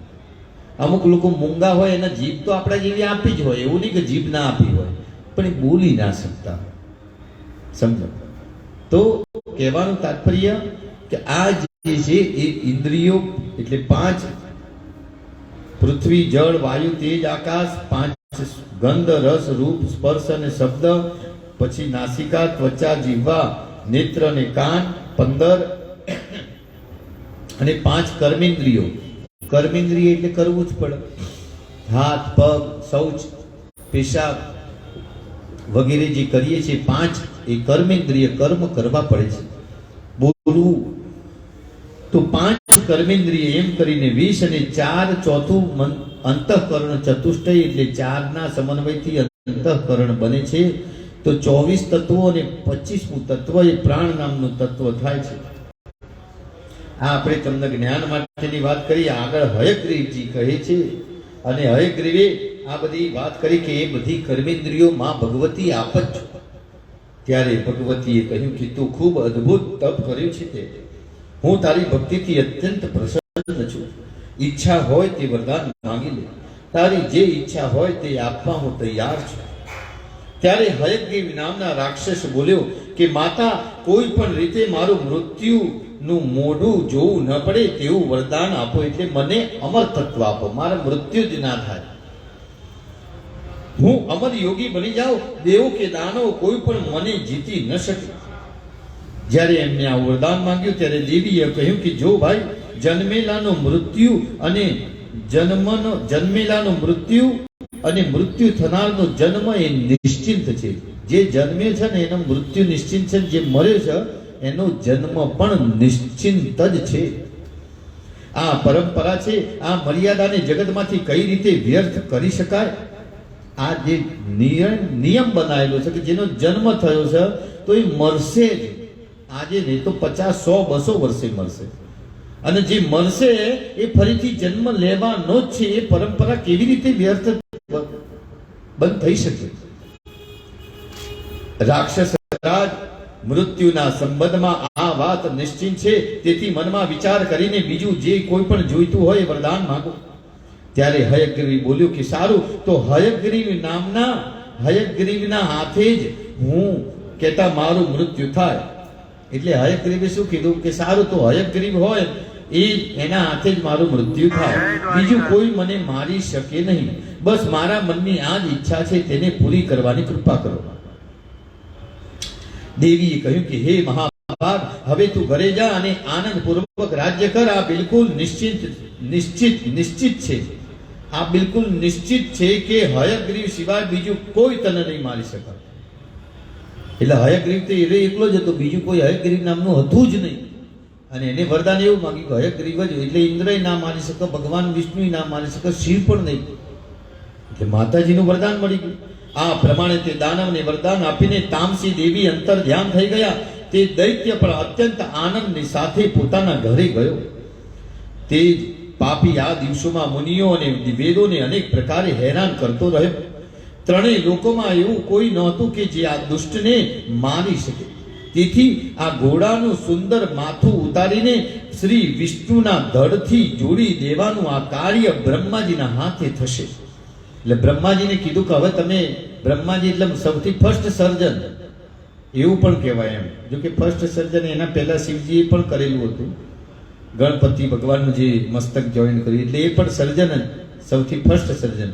પણ બ્રહ્માજીને પછી આ કામ આની અંદર કરવું પડ્યું. બ્રહ્માજીના હાથે એમ કીધું કે તમે આ ઘોડાનું માથું લઈને આને લગાવો. એટલે એક ગ્રીવ એટલે ગળું, બરાબર છે. અને હય કહેતા, એ ઘોડાના સંસ્કૃતની અંદર હય કહેવાય છે. એટલે કે ઘોડાનું મસ્તક લગાવી દો ભગવાનના ઉપર, એટલે ભગવાન તો છે જ, અને ઘોડાનું મસ્તક લગાવશો જીવતા થશે, એટલે કેટલા શક્તિશાળી થશે. એટલે હયગ્રીવ નામના અવતાર થશે. લોકો પછી એમને હયગ્રીવ કહે, ઓહો હયગ્રીવ ભગવાન. એના પેલા વરદાન માંગી તો હયગ્રીવના હાથે મૃત્યુ થવાનું. એટલે એ ધડ બ્રહ્માજીના હાથે જોડી દેવાશે. તે પછી તે ભગવાન હયગ્રીવ દેવતાઓનું હિત સાધવા માટે તે દુષ્ટ હયગ્રીવને દયા વિહીન દાનવને મારી નાખશે. જેની અંદર જે દાનવમાં દયા નથી તેને મારી નાખશે. સૂતજી કહે છે કે દેવતાઓને આ પ્રમાણે કહીને આકાશવાણી શાંત થઈ ગઈ. પછી તો દેવો આનંદથી નાચી ઉઠ્યા. તેમણે મહાન શિલ્પી એવા બ્રહ્માજીને કહ્યું કે હે ભગવાન, શ્રી વિષ્ણુના મસ્તકહીન શરીર પર ઘોડાનું મસ્તક જોડવાનું મહાન કાર્ય આપના હાથે ઝડપીથી પૂર્ણ કરવાની કૃપા કરો. ત્યારે ભગવાન હયગ્રીવ બનીને આ દાનવ રાજનો સંહાર કરશે. સૂતજી કહે છે કે દેવતાઓની આ વાત સાંભળીને બ્રહ્માજીએ તે જ ક્ષણે દેવતાઓની સામે તલવારથી ઘોડાનું માથું ઉતારી લીધું અને તુરંત જ તેને ભગવાનના શરીર પર જોડી દીધું. પછી તો ભગવતી જગદંબિકાની કૃપાથી તે જ ક્ષણે ભગવાન વિષ્ણુનો હયગ્રીવ અવતાર થયો. તે દાનવ અત્યંત અભિમાની હતો. દેવતાઓથી તેને ભયંકર શત્રુતા હતી. અવતાર લીધા પછી કેટલાક સમય સુધી ભગવાન તેની સાથે યુદ્ધ કરતા રહ્યા. ભગવાન વિષ્ણુએ તેમની સાથે યુદ્ધ કર્યું ને ત્યારે તે દુષ્ટ દૈત્ય મરાયો. મૃત્યુ લોકમાં રહેનારા જે મનુષ્યો આ પવિત્ર કથાનો શ્રવણ કરે છે, સાંભળે છે અથવા વાંચે છે, તે લોકોના બધા જ દુઃખોમાંથી તે છૂટી જાય છે. આ પેજ નંબર 51 માં કહેલું છે. ફકરા નંબર 2 અને નીચેથી 5મી 6ઠી લીટીમાં કહ્યું છે. શું લખ્યું છે કે મૃત્યુ લોકમાં રહેનારા જે પણ મનુષ્યો આ પવિત્ર કથાને સાંભળે છે કે વાંચે છે, તે બધા જ દુઃખોથી છૂટી જાય છે. તે વાત નિશ્ચિત છે. ભગવતી મહામાયાનું ચરિત્ર પરમ પવિત્ર અને પાપોનો નાશ કરવા વાળું છે. તેને જે વાંચે છે અથવા સાંભળે છે તેને સર્વ પ્રકારની સંપત્તિનો સુલભ થાય છે. કહેતા એ સરળ થાય છે. અધ્યાય 5ની અંદર છેલ્લી લીટીમાં કહ્યું છે. ઋષિએ પૂછ્યું કે હે સૌમ્ય, હમણાં જ આપના મુખારવિંદથી સાંભળ્યું છે કે જ્યારે બધે જ પ્રાણી બધી જગ્યાએ પાણી પાણી હતું તે વખતે મધુ અને કૈટભ સાથે ભગવાન વિષ્ણુની લડાઈ શરૂ થઈ. એ કેવી રીતે? 5000 વર્ષો સુધી યુદ્ધ ચાલ્યું. આજે મધુ કૈટભની વાર્તા છે. દુર્ગા સપ્તસતી કહેતા ચંડી પાઠના પહેલા અધ્યાયની અંદર આવે છે કે ભગવાનના કાનના મેલની અંદરથી, ભગવાનના આમ કાન સાફ કરે ને તેની અંદરથી આમ મેલ નીકળ્યો. તે મેલની અંદરથી 2 રાક્ષસો ઉત્પન્ન થયા. એકનું નામ મધુ અને એકનું નામ કૈટભ. મધુ કૈટભ નામના 2 રાક્ષસો. અને બંને રાક્ષસો ઉત્પન્ન થયા ને એમને વિચાર થયો કે ભાઈ આપણે જ અત્યારે હાલ ઉત્પન્ન, બીજું તો કોઈ દેખાતું નથી. પછી જોયું તો બ્રહ્માજી એ ભગવાન નારાયણની નાભી કમળના અંદર, કમળમાં બ્રહ્માજી બેઠા હતા. તો કે ચલો આપણે બ્રહ્માજીને કે હવે, કારણ કે રાક્ષસો શું વિચારે ખબર છે? રાક્ષસી વૃત્તિ આપણે કોને કહીએ કે ચલો હવે પેલાને આપણે મારી નાખી, પેલા નામ કરીએ. એ રાક્ષસી વૃત્તિ. તો એ રાક્ષસને એમ થયું બ્રહ્માજીને મારીએ આપણે, ચલો. એટલે બ્રહ્માજી કે સમજી કે આ લોકો મને મારવા આવે. તો ભગવાન બ્રહ્માજી નારાયણની જોડે જાય. એટલે નારાયણ શયન કરતા હોય છે. તો નારાયણને શયન કરતા જગાડવા કેવી રીતે? જગાડો તો પણ અપરાધ છે કોઈ પણ વ્યક્તિ. તો નિંદ્રા દેવી, આપણો સનાતન ધર્મ જુઓ, એમાં દરેકને દેવીઓ બતાવી. નિંદ્રા દેવી, એ નિંદ્રા દેવીનું આવાહન કર્યું. જનરલી એવું હોય કે નિંદ્રા દેવીનું આવાહન કરીએ તો એ આવતી હોય છે એટલે નિંદ્રા આવી જાય છે, ઊંઘી જઈએ આપણે. પણ નિંદ્રા દેવીનું આવાહન એટલે નિંદ્રા દેવીની સ્તુતિ કરી કહેવાય.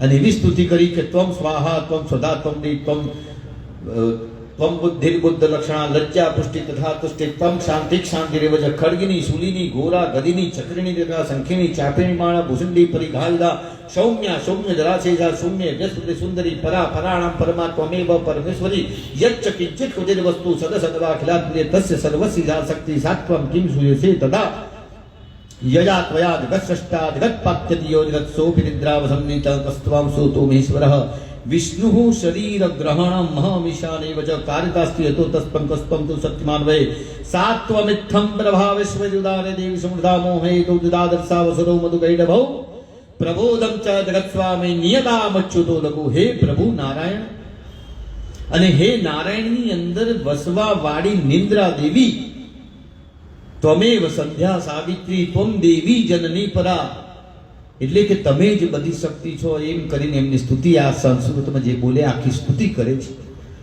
અને કહે છે કે આ મધુ અને કૈટભ નામના જે રાક્ષસો એ મને મારવા માટે આવી રહ્યા છે, તો કૃપા કરી અને થોડા સમય માટે તમે દૂર થાવ જેથી ભગવાન જાગૃત થાય.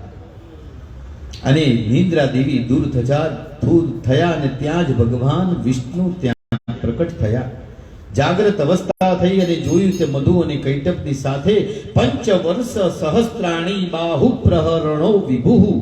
5 વર્ષ સહસ્ત્રાણી 5000 વર્ષ સુધી બાહુ પ્રહરણો વિભુઃ, બાહુ યુદ્ધ કર્યું. 5 વર્ષ સહસ્ત્રાણી બાહુ પ્રહરણો વિભુઃ. તાવપ્યતિ બલોન્મત્તૌ મહામાયા વિમોહિતૌ ઉક્તવંતૌ વરોસ્મત્તૌ વર્યતામિતિ કેશવમ. હે કેશવ, એ મધુ કૈટભ રાક્ષસો ખુશ થઈ ગયા કે સાલું આ તો બળવાન વ્યક્તિ છે, અમે 2 જણા છીએ અને 5000 વર્ષથી એને હરાવવા માંગીએ છીએ, સાલું હારતો નથી. તો રાક્ષસો પ્રસન્ન થયા અને રાક્ષસોએ ભગવાનને એમ કીધું કે તમે વરદાન માંગો. તમે પ્રસન્ન થયા કે સાલું બહુ બળશાળી છે. તો શ્રી ભગવાન વાચ ભવેતા મધ્યમે તુષ્ટો મમ વદ્યા ઉભા ભવી કિમન્યેનાત્ર વરેણા તો એતા વૃદ્ધિ વ્રતમ મમ. જો તમે મારા ઉપર પ્રસન્ન થયા છો તો મારા હાથે જ તમારું મૃત્યુ થાય એવું તમે મને વરદાન આપો. વિચાર કરો, પહેલાના રાક્ષસ કેવા હતા કે એક વખત બોલી ગયા કે અમે તને આપીશું, તું માગે તો પેલા અમને કીધું કે મૃત્યુ તો મારા હાથે મરી જા. તો પેલો કે હવે શું ફરી ના જઈએ, આપણે તો ફરી જાય બીજો માણસ. એટલે જે ફરી જઈએ તો એ રાક્ષસથી પણ નીચેની અધોગતિ કહેવાય, ફરી જાય એને. તો રાક્ષસોએ જોયું કે સાલું હવે તે એને આવામ જહીન યતુર્ભી સલીલેન પરિપ્લુતા. બધી બાજુ જોયું તો બધી જગ્યાએ પાણી જ પાણી હતું. કોઈ જગ્યાએ પૃથ્વીનું નામો નિશાન જ નહીં, પાણી જ પાણી. તો એમને પછી એવું કીધું કે જ્યાં આગળ પાણી ના હોય એવી જગ્યાએ અને પૃથ્વી ના હોય એવી જગ્યાએ અમારે મૃત્યુ થાય. તો તથે તિત્વા ભગવતા શંખ ચક્ર ગદાવૃતા, યા તથે તિત્વા ભગવતા શંખ ચક્ર ગદાવૃતા. એમ કરીને ભગવાન શંખ ચક્ર તથાસ્તુ કઈ શંખ ચક્ર પદ્મ ધારણ કરીને એવમ એષા પદ્મના બ્રહ્મણા સવ પ્રભાવ મત્સ્ય દેવ્યાસ્તુ ભૂયશ્રુણુ વદામિતે. એટલે ભૂયશ્રુણુ વદામિતે કહેતા પોતાની જાંગ ઉપર એમનું મસ્તક બંનેના આમ સુવાડી અને ચક્ર વડે એમને મસ્તક કાપી નાખ્યા મધુ અને કૈટભના. અને એમના જે શરીર દાનવોના ઉત્પન્ન થયા એની જે વાર્તા હતી એ 5000 વર્ષ સુધીની. એ દાનવો સમુદ્રમાં જળમાં ઉત્પન્ન કઈ રીતે થયા એ બધું તમે ભગવાનને એમ કે છે કે તમે અમને જણાવો. તો અત્ર તત્ર સર્વત્ર આ જ પ્રકારે ભગવાન મધુ અને કૈટભનો અંત કરે છે. તો હવે પ્રશ્ન એ થાય છે કે અત્યંત પરાક્રમી કોઈ પણ પ્રકારે હારી ન જનાર દેવો પણ જેને જીતી ન શક્યા તેવા આ દાનવો સમુદ્રના જળમાં ઉત્પન્ન કઈ રીતે થયા એ તો આપણે જાણી લીધું. પછી આપ એક પ્રખર વક્તા અહીં પધાર્યા છો. કોણ? કે હે મહાબુદ્ધિશાળી, તે દાનવો ઉત્પન્ન કેમ થયા અને શા માટે ભગવાને તેમને મારી નાખ્યા તે બધી પ્રશ્ન અહીં આગળ પૂછે છે. તો વેદ શાસ્ત્રોના મધ્યની અંદર એ બધી જ વસ્તુ બતાવેલી છે. તેને અહીં આગળ જેમ કે પાંડવોની સાથે યુદ્ધ થયું હતું તે મધ્યમ અને વિના કારણે વિવાદ ઉભો કરીને લડવાનો જે પ્રસંગ છે તેને અધમ કહેવાયો છે. એટલે પાંડવો જેમ પાંડવોની સાથે યુદ્ધ થયું એ તો મધ્યમ કહેવાય, પરંતુ વિના કારણે વિવાદ એટલે જે ઝઘડો ઉભો કર્યો અને લડવાનો જે પ્રસંગ ઉત્પન્ન થયો તે અધમ કહેતા ખરાબ કહેવાય. તેથી હે મહામતી, પુરાણોનું શ્રવણ બધાથી શ્રેષ્ઠ છે આવું કહેલું છે. આ પવિત્ર પ્રસંગને સાંભળવાથી બુદ્ધિમાં વધારો થાય છે અને પાપ તાપ હંમેશાને માટે ખતમ થઈ જાય છે. તેથી હે મહાબુદ્ધિશાળી, આપ એ જ પુરાણોની પવિત્ર કથા સંભળાવવાની કૃપા કરો. શુદ્ધજી કહે છે કે હે મહાનુભાવો, તમારામાં આ પુરાણ કથા સાંભળવાની જે જિજ્ઞાસા પ્રગટ થઈ છે તેથી હું તે કથા કહેવા માટે પ્રવૃત્ત થયો છું, કહેતા તૈયાર થયો છું. તેથી આ જગતમાં હું અને તમે કૃતાર્થ થઈ ગયા. પ્રાચીન સમયની વાત છે કે સંપૂર્ણ ત્રણેય લોક જળ મગ્ન થઈ ગયું હતું. માત્ર ભગવાન વિષ્ણુ એ શેષનાગની સૈયા ઉપર સૂતા હતા. એમના એક આ તો મધુ કૈટક વાળું આપણે વાંચી લીધું. આ પ્રમાણે ઈચ્છા વરદાન આપી અને માતાજી મધુ કૈટકની અહીં આગળ વાત આખો સારાંશ બતાવે છે કે જેમ ભગવાન જ આનાથી પ્રભાવિત થઈને નિંદ્રામાં બેહોશ જેવા થઈ ગયા હોય. બ્રહ્માજીએ આખી એમની સ્તુતિ કરી કે હે દેવી, નિંદ્રા દેવી, તમે આની અંદરથી દૂર થાઓ. પછી ભગવાન વિષ્ણુની એમની સાથે યુદ્ધ થયું. ભગવાન વિષ્ણુ વિવશ થઈને નિંદ્રામાં કઈ રીતે બેહોશ થઈ ગયા, આપની પાસે અસાધારણ જ્ઞાન છે. અમને આ જે મહાન સંદેહ થઈ રહ્યો છે તેનું આપ આપની જ્ઞાન રૂપી તલવારથી છેદન કરો.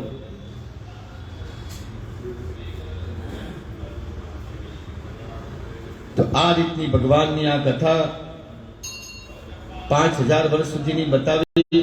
એ સિવાયના લોકો જુદી જુદી ધારણાઓ પ્રમાણે ગંગા એક જ છે, પરંતુ જુદી જુદી ધારાઓના રૂપે અલગ અલગ વહે છે. એટલે ગંગા તો એક જ છે. અલખનંદા, ભાગીરથી, મંદાકિની આ અલગ અલગ જગ્યાએથી આવે છે, પણ બધી ભેગી દેવ પ્રયાગમાંથી થાય છે. અને દેવ પ્રયાગમાંથી ત્યાં આગળથી નીકળે છે ત્યાં સુધી આમ આવે તે ભાગીરથી, નામ આવે છે અલખનંદા, પણ ત્યાંથી ભેગી થઈને પછી જે જાય છે ને એટલે ગંગા થઈ જાય છે. તો તે જ મહર્ષિનું કહ્યું છે કે એક જ ભગવાન બધા જ દેવતાઓમાં બિરાજમાન છે. પ્રત્યક્ષ, અનુમાન અને ત્રીજો શબ્દ, પ્રત્યક્ષ, અનુમાન અને ત્રીજો શબ્દ, આ ત્રણેય પ્રમાણોને જે વિદ્વાનોએ પ્રતિષ્ઠિત કર્યો છે. નૈયાયિકોના સિદ્ધાંતમાં ઉપમાનની છે 4 પ્રમાણ ગણાવ્યા છે. મીમાંસકોએ અર્થાપત્તિ સહિત 5 પ્રમાણ માન્યા છે. પુરાણોના જે જાણકારો છે 7 પ્રમાણ માને છે. તે 7 પ્રમાણ માને છે. અને જે આ બધા પ્રમાણોથી પણ જાણી નથી શકાતા તે જ પરબ્રહ્મ ભગવાન પરમાત્મા છે. આમ મધુ અને કૈટભ ભગવાન સાથેના યુદ્ધની કથા આપણે અહીં સાંભળી. ભગવાન વિષ્ણુ ત્યારે કરુણામય આ પ્રમાણે મહાબાહુ મધુ અને કૈટભ ની આખી આપણે વાત થોડી ભગવાને વિશેષ બતાવી છે કે એને કહ્યું કે બંને મૃત્યુ પામ્યા ત્યારે આખો સમુદ્ર તેમના લોહી અને હાડકાઓથી ડહોળાઈ ગયો. એ જે પાણી હતું અને મધુ કૈટભને જે માર્યા ને એની અંદરથી બધું ડહોળાઈ ગયું. અને હે મુનિઓ, ત્યારથી આ પૃથ્વીનું નામ મેદિની પડ્યું. તેથી માટી ખાવી તેને નિષેધ ગણવામાં આવે છે. બરાબર? તો એ આ પૃથ્વી પહેલા હતી નહીં, બધી જગ્યાએ જળ જ હતું. પણ આ મધુ કૈટભ એ બંનેના શરીરમાંથી જે લોહીના હાડકા હતા એના દ્વારા એ ત્યાં આગળ પૃથ્વી થઈ ગયા. અને એટલા માટે એને માટી ખાવાનો શાસ્ત્રોમાં નિષેધ બતાવેલું છે. તો તે બધું વિસ્તારથી તમે જે જાણવા ઈચ્છો છો એ મેં તમને કહ્યું. વિદ્વાન પુરુષો માટે વિદ્યા સ્વરૂપિણી મહામાયની ઉપાસના કરવી એ યોગ્ય છે. બધા જ દેવતાઓ, દેવો અને દાનવો પણ તે પરમ શક્તિની ઉપાસના કરે છે. ત્રણેય લોકમાં માં ભગવતીથી વધીને કોઈ દેવતા નથી. આ હકીકત છે. પરંતુ આજના યુગમાં કોઈ દેવી ઉપાસના કરતું નથી. પરમ શક્તિની ઉપાસના એ કરવાથી મન વાંછિત ફળની પ્રાપ્તિ થાય છે. ત્રણેય લોકમાં માં ભગવતીથી વધીને કોઈ જ દેવ નથી કે દેવતા નથી. આ હકીકત છે. વેદ શાસ્ત્રો તેના પ્રમાણ છે. ભલે નિર્ગુણ હોય કે સગુણ હોય, તેને પરાશક્તિની ઉપાસના કરવી જ પડે છે. સૂતજી કહે છે કે આપ પહેલા કહી ચૂક્યા છો કે વ્યાસજી અત્યંત તેજસ્વી હતા. તેમ તે સંપૂર્ણ પવિત્ર પુરાણોની રચના કરીને સુખદેવજીને ભણાવ્યા. કયા પ્રકારની તપસ્યા કરવાથી તેમને સુખદેવજી પુત્ર રૂપે પ્રાપ્ત થયા? આ સંબંધમાં વ્યાસજીના મુખ કમળથી આપે જે કાંઈ સાંભળ્યું હોય તે બધી હકીકત વિસ્તાર પૂર્વક કહેવાની કૃપા કરો. સૂતજી કહે છે કે સુખદેવજીની ઉચ્ચ કોટીના સાક્ષાત યોગી હતા. સત્યવતી પુત્ર વ્યાસજીથી જે રીતે તેમનો જન્મ થયો તે તમને હું કહું છું કે એક સમયની વાત છે. મહાભાગ વ્યાસજી એ મને પુત્ર પ્રાપ્તિ થાય આવો દ્રઢ સંકલ્પ કરીને મેરુગીરીના રમણીય શિખર ઉપર ગયા અને તેમને કઠોર તપ કર્યું. એમના મનમાં વારંવાર વિચાર આવતો હતો કે શક્તિની ઉપાસના અવશ્ય કરવી જોઈએ. જે શક્તિની પૂજા નથી કરતો જગતમાં તેની નિંદા થાય છે. શક્તિ ઉપાસક આદરણીય હોય છે. સત્યવતી નંદન વ્યાસજી સમેરુગીરીના જે શિખર ઉપર તપસ્યા કરતા હતા ત્યાં એક મોટું અદ્ભુત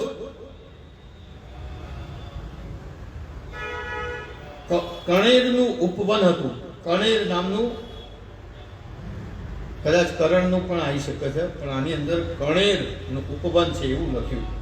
બધા દેવતાઓનો અને મહા તપસ્વી મુનિઓ ત્યાં આગળ ક્રીડા કરતા હતા. આદિત્ય, વસુ, રુદ્ર, વાયુ અને અશ્વિની કુમારો તથા અન્ય બ્રહ્મ સાક્ષાત્કારી મુનિઓ ત્યાં રહેતા હતા. નિરંતર સંગીતનો ધ્વનિ ધ્રુજી રહ્યો હતો. તપ કરવાથી તદાચર જગતમાં વ્યાસજીનું તેજ ફેલાઈ ગયું. તેમની જટા અગ્નિની જેમ ચળકવા લાગી. જેમના તેજને જોઈને સચીપતિ ઇન્દ્ર ભયભીત થયા. દેવરાજના મનમાં વ્યથા ઉત્પન્ન થઈ. તે ભગવાન શિવના પાસે ગયા.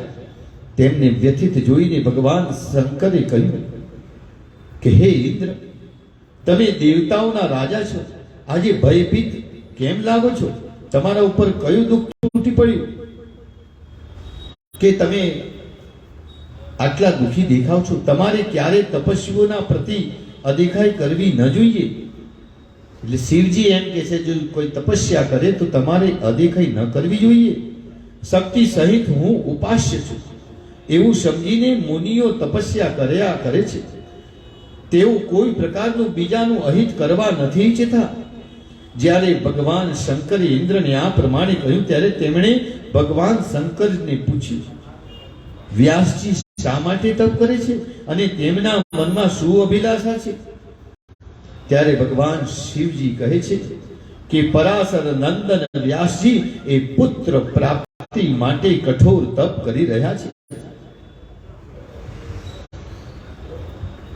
તેમના તપને 100 વર્ષ પૂરા થશે ત્યારે હું તેમને સુંદર પુત્ર આપીશ. સૂતજી કહે છે કે આ પ્રમાણે ભગવાન શંકરે ઇન્દ્રને કહ્યું.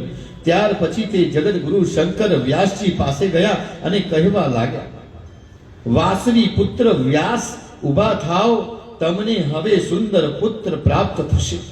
હે અનગ, અનગ કહેતા જે પાપ રહિત હોય એને અનગ કહેવાય છે. હે અનગ, પાપ રહિત, તમને જ્ઞાની અને યશનો વિસ્તાર કરવા વાળો તથા સમસ્ત લોકોનો પ્રિય પુત્ર પ્રાપ્ત થવાનો છે. તેનામાં બધા જ સાત્વિક ગુણો સ્થિત રહે છે. સાથે સાથે પરાક્રમી પણ થશે. સૂતજી કહે છે કે ભગવાન શિવજીની મધુર વાણી સાંભળીને મહાભાગ વ્યાસજી તેમના ચરણોમાં વંદન કરીને પોતાના આશ્રમે પાછા ફર્યા. ઘણા વર્ષોના તપથી તેઓ થાકી ગયા હતા. પુત્ર ઉત્પન્ન કરવા માટે જે અરણી કેતા પત્ની એ જાણીતા છે. તે તો આજે મારી પાસે નથી, પરંતુ હું કોઈ સ્ત્રીનો સ્વીકાર પણ કઈ રીતે કરું? કારણ કે સ્ત્રી તો સંસારમાં પગને બાંધી રાખવાની બેડી જ છે. સ્ત્રી ભલે પુત્ર ઉત્પન્ન કરવામાં કુશળ અને રૂપાળી કેમ ન હોય, પણ તે તો બંધનમાં નાખનારી જ છે. તે પોતાની ઈચ્છા પ્રમાણે સુખ ભોગવવાનું પસંદ કરે છે. ગૃહસ્થીનું જીવન એ અત્યંત કષ્ટદાયી છે. શું કીધું? ગૃહસ્થીઓનું જીવન અત્યંત કષ્ટદાયક છે. એ તો જે ગૃહસ્થી હોય એને જ ખબર પડે. પરણેલા લોકોને જે કુંવારા હોય એને એમ છે કે મહારાજ કંઈક કરો કે મારે પરણવું છે કે હે તો પાર્થ છે કે પાર્થ તો કે હા કે મહારાજ મેળ પડે લગ્નનો તો કીધું રહેવા દે ભાઈ નહીં મજા આવે પણ કે ના હારું ત્યાં ભાઈ હતું એ લાડો ચાક બીજું શું. તો અહીંયા આગળ ગૃહસ્થીઓનું જીવન એ અત્યંત કષ્ટદાયી છે. આવું જાણવા છતાં હું તેને કહેતા પત્નીને કઈ રીતે હું સ્વીકારું. મુનિ શ્રેષ્ઠ વ્યાસી આવું વિચારી રહ્યા હતા તે વખતે ઘૃતાચી નામની અપ્સરા ઘૃતાચી નામની એક અપ્સરા દિવ્ય રૂપ ધારણ કરીને એમને દેખાઈ. તે મુનિની સામે જ આકાશમાં ઊભી થઈ હતી. અપ્સરાઓમાં તે સર્વોપરી હતી. હવે મારે શું કરવું જોઈએ? જો હું આનો સ્વીકાર કરી લઉં છું તો અનેક તપસ્વી મહાત્માઓ મારી મસ્કરી કરશે. બરાબર છે. વ્યાસજી એવું વિચારે છે. વળી તેમણે વિચાર્યું કે જેવો હોય તેવો પરંતુ ઉત્તમ સુખ આપનાર જો ગૃહસ્થાશ્રમ જ છે એવું કહેવાય પણ છે. એટલે પછી પાછું વ્યાસજી કે ગમે તેવો હોય ખરાબ તો ખરાબ પણ ઉત્તમ જે છે ને આશ્રમ 4 આશ્રમ બતાવ્યા છે. સંન્યાસ આશ્રમ અને ગૃહસ્થ આશ્રમ બરાબર, પછી વનાશ્રમ વનની અંદર આશ્રમ, એવા 3 કે 4 આશ્રમો જે બતાવ્યા છે તો એમાં ધન્ય ગૃહસ્થ આશ્રમ એવું પણ કહેલું છે. તો એવું કહેવાય છે કે ગૃહસ્થ આશ્રમ એ શ્રેષ્ઠ છે અને સુખ આપનાર છે. તો આ ગૃહસ્થ આશ્રમ પુત્ર આપે છે, સ્વર્ગ આપે છે અને જ્ઞાન થઈ જાય છે તો મોક્ષ પણ આપે છે. ઘણા સમય પહેલા નારદજીના મુખે એક પ્રસંગ મેં સાંભળ્યો છે. ઉર્વશી નામની એક અપ્સરા હતી ને રાજા પુરુરવા તેના વશમાં થઈ ગયા. છેવટે તે અપ્સરાએ રાજાનો તિરસ્કાર કર્યો હતો. મુનિઓના પૂછવાથી સૂતજી કહેવા લાગ્યા, હે મુનિઓ, ઈલાના ગર્ભથી પુરુરવાની ઉત્પત્તિ થઈ. પુરુરવાની ઉત્પત્તિ થઈ ઈલાના ગર્ભથી. તે પ્રસંગ હવે તમને કહું છું કે પુરુરવા યજ્ઞ અને દાન જેવા સત્કર્મો કરનારા એક ધાર્મિક પુરુષ થઈ ગયા. સુદ્યુમ્ન નામના એક રાજા હતા. તેમના મુખેથી ક્યારેય અસત્ય વાણી નીકળી ન હતી. ઇન્દ્રિયો ઉપર તેમનું પ્રભુત્વ હતું. એકવાર તેઓ ઘોડા પર બેસીને શિકાર કરવા જંગલમાં ગયા. તેમની સાથે કેટલાક મંત્રીઓ પણ હતા જેઓ આજગવ નામના ધનુષ અને બાણોથી ભરેલા તર્કશ કહેતા તીર ભરાવાનું જે પાછળ આવે છે ને એને તર્કશ કહેવાય છે. દરેક તીર ભરાવાનું જે આપણે નહીં કહેતા કે રામચંદ્ર ભગવાન ધનુષ બાણ લઈને નીકળ્યા પણ બાણ કે શેમાં ભરાવતા હતા તો શું કહો તમે? ચાલો ખબર નહીં, બાણ ભરાવાનું આવતું હતું એવું આમ ભરાવાનું આવતું હતું એટલી જ વાત રાખો કે એવું નહીં. એનું નામ તર્કસ. તે તર્કસ અહીં આગળ કહેલું છે. તો એ તર્કસ એ તીરને જે ભાથો જે હોય છે એનેથી સજ્જ થઈ અને શિકાર કરવા એ રાજા સુદ્યુમ્ન એક વિચિત્ર વનમાં ચાલ્યા ગયા. તે દિવ્ય વન મેરુગીરીની તળેટીમાં હતું. પારિજાતના વૃક્ષોથી તેની શોભા અનુપમ કહેતા અજોડ હતું. અશોક, વાસંતી, બકુલની સુંદર લતાઓથી તે મહેકી રહ્યું હતું. કમાલ, ચંપો, આંબા, લીમડાના વૃક્ષોથી આ વન ચારે બાજુ ઘેરાયેલું હતું. દાડમ, નાળિયેરી અને કેળના વૃક્ષો તેની શોભા વધારી રહ્યા હતા. જુઈ, માલતી વગેરે સુગંધિત પુષ્પોથી લચી રહેલી લતાઓ વિપુલ માત્રામાં હતી. આમ આ રીતે સાંભળી અને એ રાજાને ત્યાં આગળ વૃક્ષોના ફળ વગેરે બધા જ હતા. આ જોઈને રાજા અને સેવકો મુગ્ધ થઈ ગયા અને રાજાએ વનમાં પ્રવેશ કર્યો. પ્રવેશ કરતા જ તેઓ સ્ત્રી બની ગયા. રાજાએ જેવો પ્રવેશ કર્યો વિચિત્ર વનમાં એટલે સ્ત્રી બની ગયા. બધા સૈનિકો પણ સ્ત્રી બની ગયા. આ શું થઈ ગયું? તેમના મનમાં વારંવાર વિચારના ચિંતાના મોજા ઉછળવા લાગ્યા. એમને અપાર દુઃખ થયું. તે શરમાઈ ગયા. પુરુષ રાજા પુરુરવાની વાત છે. એ શરમાઈ ગયા કે ઓહો, અરે હું સ્ત્રી બની ગઈ, હવે હું શું કરું?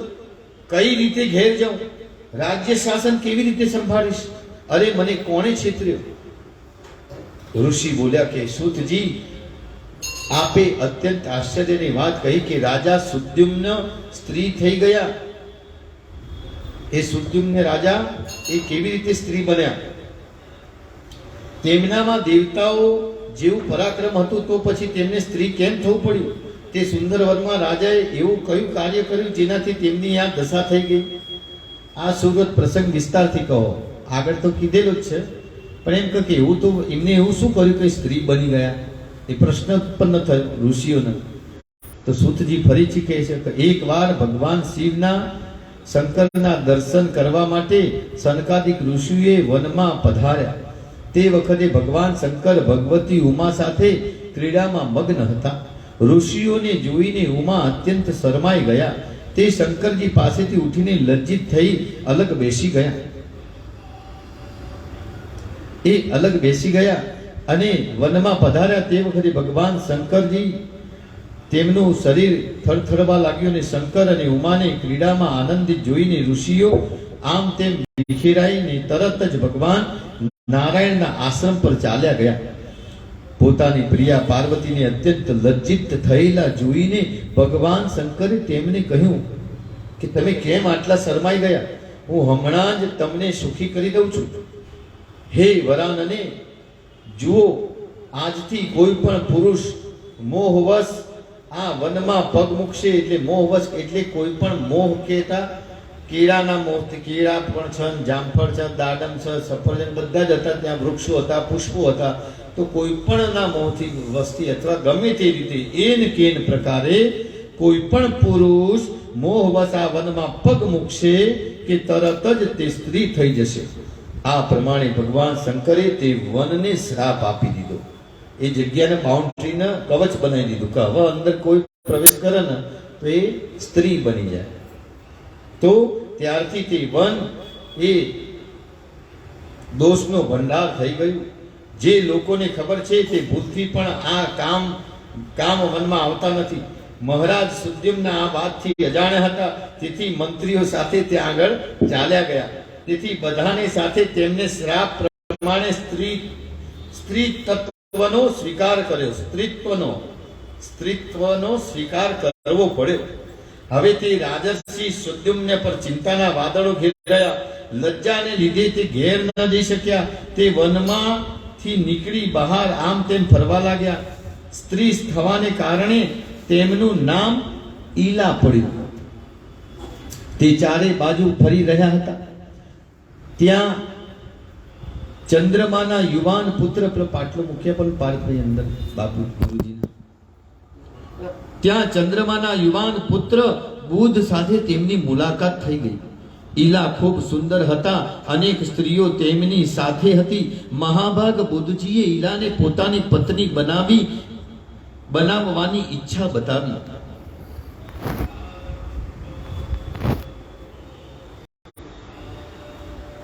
આ બુદ્ધને પતિ બનાવવાની વાત થઈ ગઈ. ગમી તેમ પ્રેમપૂર્વક બંનેનું પરસ્પર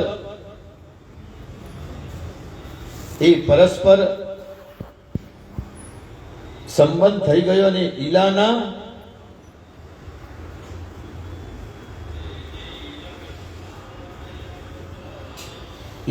ગર્ભથી બુધનો પુરુરવા નામે પુત્ર ઉત્પન્ન થયો.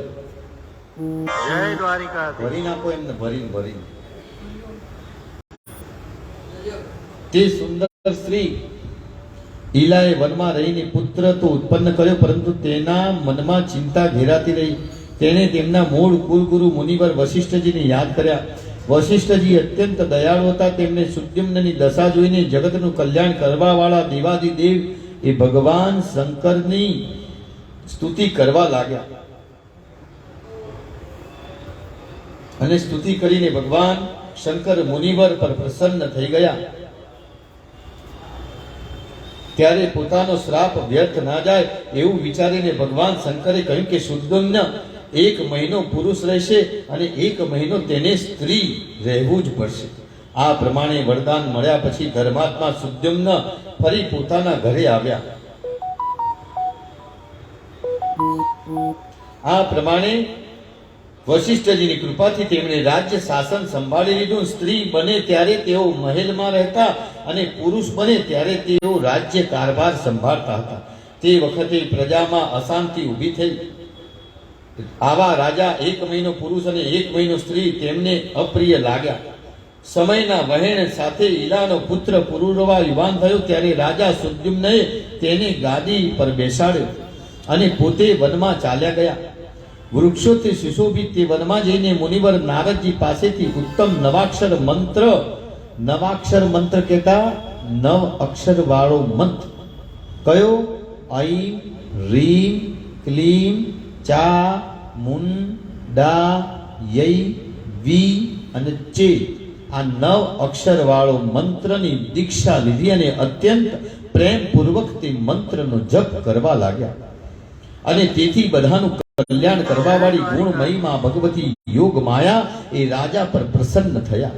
સિંહ પર બેસીને તે રાજાની સામે આવ્યા. દેવીનું દિવ્ય રૂપ અત્યંત મનોહર હતું. દિવ્ય રૂપ ધારણ કરવા વાળા તે દેવીના દર્શન કરીને સ્ત્રી બનેલા રાજા સુદ્યુમ્નની આંખો આનંદથી ખીલી ઉઠી. તેમણે અત્યંત પ્રસન્ન થઈને માથું નમાવીને માં ભગવતી જગદંબિકાને પ્રણામ કર્યા અને સ્તુતિ કરવા લાગ્યા. ઈલાએ કહ્યું કે હે માં ભગવતી, મેં આપના સુપ્રસિદ્ધ દિવ્ય રૂપની ઝાંખી કરી છે. આ રૂપનું દર્શન કરવાથી અખિલ જગતનું કલ્યાણ થઈ જાય છે.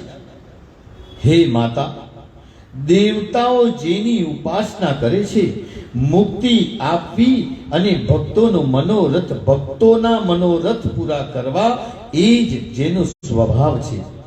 માતાજીનો સ્વભાવ કેવો છે એવું કહે છે કે ભક્તોના મનોરથો પૂરા કરવા જે એનો સ્વભાવ છે. કે જે પણ ભક્ત કહે છે એની જોડે જાય તો માં ભગવતી એ ભક્તોના મનોરથો પૂરા કરવા વાળા છે, જેનો સ્વભાવ છે. આવા આપના ચરણ કમળમાં હું મસ્તક નમાવું છું. હે જગદંબિકા, જ્યારે દેવતા અને ઋષિઓ આ બધા આપના સ્વરૂપનો યથાર્થ નિર્ણય નથી કરી શકતા, ત્યારે પૃથ્વી પર રહેનારા સાધારણ મનુષ્યો તેને કઈ રીતે જાણી શકે છે? પેલી બાજુનો પંખો કરજો, ત્યાંથી પાર કરી આ પ્લગ છે ને એના ઉપર વળો. હા બસ. હે દયામયી, આપની કરુણા ભરી દ્રષ્ટિ પડવાથી જ આપના સંપૂર્ણ પ્રભાવને જાણી શકાય છે. હે દેવી, આપના વૈભવને જોઈને મને અત્યંત આશ્ચર્ય થાય છે. જ્યારે બ્રહ્મા, વિષ્ણુ, મહેશ, ઇન્દ્ર, સૂર્ય, ચંદ્રમા, અગ્નિ, વરુણ, વાયુ, કુબેર તથા વસુઓ પણ આપના સંપૂર્ણ રૂપ અને ગુણથી પરિચિત છે, ત્યારે અપરિચિત છે, પરિચિત છે એમને અપરિચિત છે આપના ગુણોથી, ત્યારે અજ્ઞાની મનુષ્ય તો કેવી રીતે તમને સમજી શકે? હે માં, ભગવાન વિષ્ણુ અત્યંત તેજસ્વી છે, તો પણ સંપૂર્ણ સંપત્તિ પ્રદાન કરવા વાળું આપનું મહાલક્ષ્મી રૂપી જે સાત્વિક સ્વરૂપ છે તેને જ તે જાણે છે. બ્રહ્માજી આપના રાજસ રૂપને અને શંકર ભગવાન આપના તામસ રૂપને જાણે છે. ક્યાં હું અત્યંત અજ્ઞાની અને ક્યાં આપનો આ અત્યંત પ્રભાવશાળી પરમ અનુગ્રહ પ્રસાદ, અનુગ્રહ કહેતા પ્રસાદ, એ આપનો અનુગ્રહ કહેતા પ્રસાદ મારા માટે આ કેટલું દુર્લભ છે. હે ભવાની, આપનું કૃપાપૂર્ણ ચરિત્ર સમજવામાં આવી ગયું. અનન્ય ભક્તિથી ઉપાસના કરવા વાળા સેવકો પર દયા કરવી તે પણ આપનો સ્વભાવ છે. શું કીધું? અનન્ય ભક્તિથી ઉપાસના જે લોકો કરે છે એ કરવા વાળા સેવકો ઉપર દયા કરી નાખવી, તમે દયા તરત કરી દો છો, એ દયા કરવી એ જ આપનો સ્વભાવ છે. માતાજીની આ સ્વભાવ બતાવે છે. જ્યારે લક્ષ્મી રૂપે શ્રી વિષ્ણુ સાથે સંબંધ બાંધ્યો ત્યારે શ્રી વિષ્ણુમાં મધુ કૈટભને મારવાનું સામર્થ્ય આવ્યું, છતાં તે આપની સાથે યથોચિત વ્યવહાર નથી કરતા. ક્યારેક તમારી પાસે ચરણ સેવા કરાવે છે. તેનું રહસ્ય એ છે કે આપના હાથ અગ્નિ જેવા તેજસ્વી છે. તેનો સ્પર્શ કરાવીને તેઓ તેમના ચરણોને પવિત્ર કરે છે, જેથી પૃથ્વીનો ભાર વહન કરી શકે. પુરાણ પુરુષ શ્રી વિષ્ણુની છાતીમાં ભૃગુ ઋષિએ લાત મારી, છતાં આપની ઈચ્છાથી તેઓ ભૃગુ ઋષિ પર નારાજ ન થયા. જેમ કાપવા છતાં અશોક વૃક્ષ ભવિષ્યમાં વધારે સારું ફેલાવવાની આશાથી નારાજ નથી થતું, કે અશોક વૃક્ષ એટલે આસોક પાલવ હોય ને એ ધારો કે નાનું હોય તો એના આજુબાજુના ડાળખા તમે કાપી નાખો તો એ મોટું થવાના ભાવથી એને દુઃખ ના થાય. કોઈ પણ છોડને મોટું કરવાની ભાવનાથી કાપો તો એનો છોડ તોડવાનો દોષ લાગતો નથી. પણ તમે એમની ખાલી તોડવાની આમ પત્તા તોડતા હોય કોઈ પણ તો એ દોષ બતાવેલો છે. તો એ કાપવા જેમ અશોક વૃક્ષ ભવિષ્યમાં વધારે સારું ફેલવાની આશાથી એ નારાજ કે ભવિષ્યમાં હું મોટું જ થવાનું છે એ ભાવનાથી એટલે નારાજ નથી થતો. બધા દેવતાઓ ભગવાન વિષ્ણુને પ્રણામ કરે છે અને તે શ્રી હરિનું મન આપનામાં જોડાયેલું રહે છે. હે દેવી, તમે ભગવાન વિષ્ણુના ખૂબ જ વિશાળ શાંત અને આભૂષણોથી શોભતા વક્ષસ્થળ પર સૈયાની જેમ હંમેશા એ જ રીતે બિરાજી રહ્યા છો. જેમ વીજળી મેઘમાળામાં શોભી રહી છે તો પછી તે જગત પ્રભુ વિષ્ણુ આપના વાહન ન થયા? હે માં, જો આપ રિસાઈને તેમને છોડી દો તો ખરેખર તેમની પૂજા કોઈ કરશે નહીં. એ તો નિર્વિવાદ છે કે કોઈ મનુષ્ય શાંત, સુશીલ અને ગુણવાન ભલે હોય, પરંતુ તેની પાસે આપનો કહેતા લક્ષ્મીજીનો વાસ ન હોય તો તેના કહેવાતા ભાઈઓ મિત્રો પણ તેનો ત્યાગ કરે છે. આ બહુ જ ઊંચીના હાલના તબક્કામાં બેસે એવી લીટી આમાં આવેલી. પેજ નંબર 6-7, ફકરા નંબર 2 અને ઉપરથી 15 લીટીની અંદર કહેલું છે. શું કહેલું છે કે એ તો એક વસ્તુ તો નિર્વિવાદ છે, એમાં કોઈ વિવાદ જ નથી કે કોઈ પણ મનુષ્ય શાંત, સુશીલ અને ગુણવાન ભલે હોય, શાંત હોય, સુશીલ હોય, ગુણવાન હોય, પરંતુ જો તેની પાસે આપનો એટલે લક્ષ્મીજીનો વાસ ના હોય, આપનો લક્ષ્મીજીનો વાસ ના હોય તો તેના કહેવાતા ભાઈઓ અને મિત્રો પણ તેનો ત્યાગ કરે. જો તમારે પૈસા ના હોય ને તો ભાઈઓ પણ ત્યાગ કરે, મિત્રો પણ ત્યાગ કરે, પૈસા ના હોય. અને પૈસા હોય તો દુનિયાનો નિયમ છે કે ભાઈ ફ્રી ઓફ સર્ટિફિકેટ આપશે. શની અંદર આપશે? Free of certificate. તમે સજ્જન માણસ છો, એનું સર્ટિફિકેટ તમને ફ્રી ઓફ આપવામાં આવશે જો પૈસા હોય તો. હે અમિત પ્રભાવ વાળી દેવી, સદા તમારા ચરણ કમળની ઉપાસનામાં પ્રયત્નશીલ રહેવા વાળા જે બ્રહ્મા વગેરે દેવતાઓ છે તે શું ક્યારે સ્ત્રી ન હતા? હું તો માનું છું કે તે પણ સ્ત્રી જ હતા. એટલે કોક અહીં મંદિરમાં દાન મૂકીએ, હા તો એને ત્યાં મૂકી દો ને, ઉઠાઈને વચ્ચે રસ્તા. હા એટલે એ ડાયરેક્ટ બીજું જે આવે ને એમને તો ખૂણામાં બતાવી દો એમ. તો જે બ્રહ્મા વગેરે દેવતાઓ છે તે શું ક્યારે સ્ત્રી ન હતા?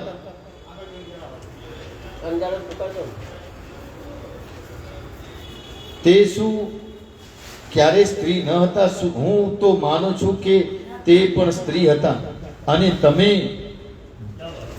તમે જે તેમને પુરુષ બનાવ્યા છે, હે માં, તમારી શક્તિનું કેટલું વર્ણન કરું.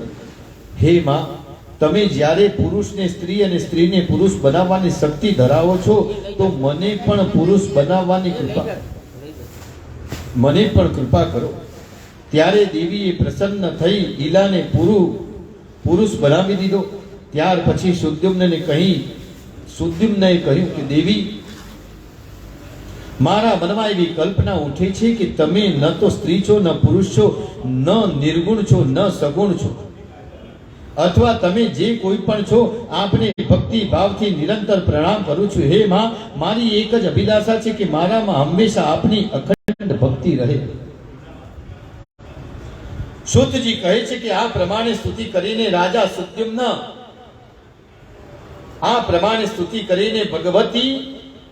ભગવતીના ચરણમાં નમસ્કાર કરે છે. એ શરણાગત થઈ ગયા અને ભગવતી અતિ પ્રસન્ન થઈને તેમને પોતાના પરમ ધામમાં મોકલી દીધા. આ પ્રમાણે ભગવતી જગદંબિકાના કૃપા પ્રસાદથી રાજા તે પરમ પદના અધિકારી થયા, જ્યાંથી પાછા આવવાનું રહેતું નથી. દેવતાઓ પણ આ પદ માટે સદા આતુર રહે છે. સુદ્યુમ્નના સ્વર્ગ થયા પછી પુરુરવા રાજા હંમેશા પ્રસન્ન રહે. પુરુરવા પ્રજા હંમેશા પ્રસન્ન રહે એ રીતે રાજ્ય કરવા પ્રયત્નશીલ હતા. પ્રતિષ્ઠાનપુર એક સુંદર નગર હતું. તે પુરુરવાની રાજધાની હતી. રાજાની રક્ષામાં સદા તૈયાર રહેતા અને બધા જ ધર્મ શાસ્ત્રોના જ્ઞાતા એ પુરુરવાના હાથમાં હવે શાસનની લગામ આવી ગઈ. તે ખૂબ દયાળુ, પ્રેમાળ, સગુણ અને નીતિઓ તેમને આધીન હતી. તે રાજ્યકાળમાં બધા વર્ણ પોતાના આશ્રમ ધર્મનું પાલન કરતા હતા. મહારાજા પુરુરવાએ વિવિધ યજ્ઞો કર્યા, જેમાં ખૂબ દક્ષિણા આપવામાં આવી.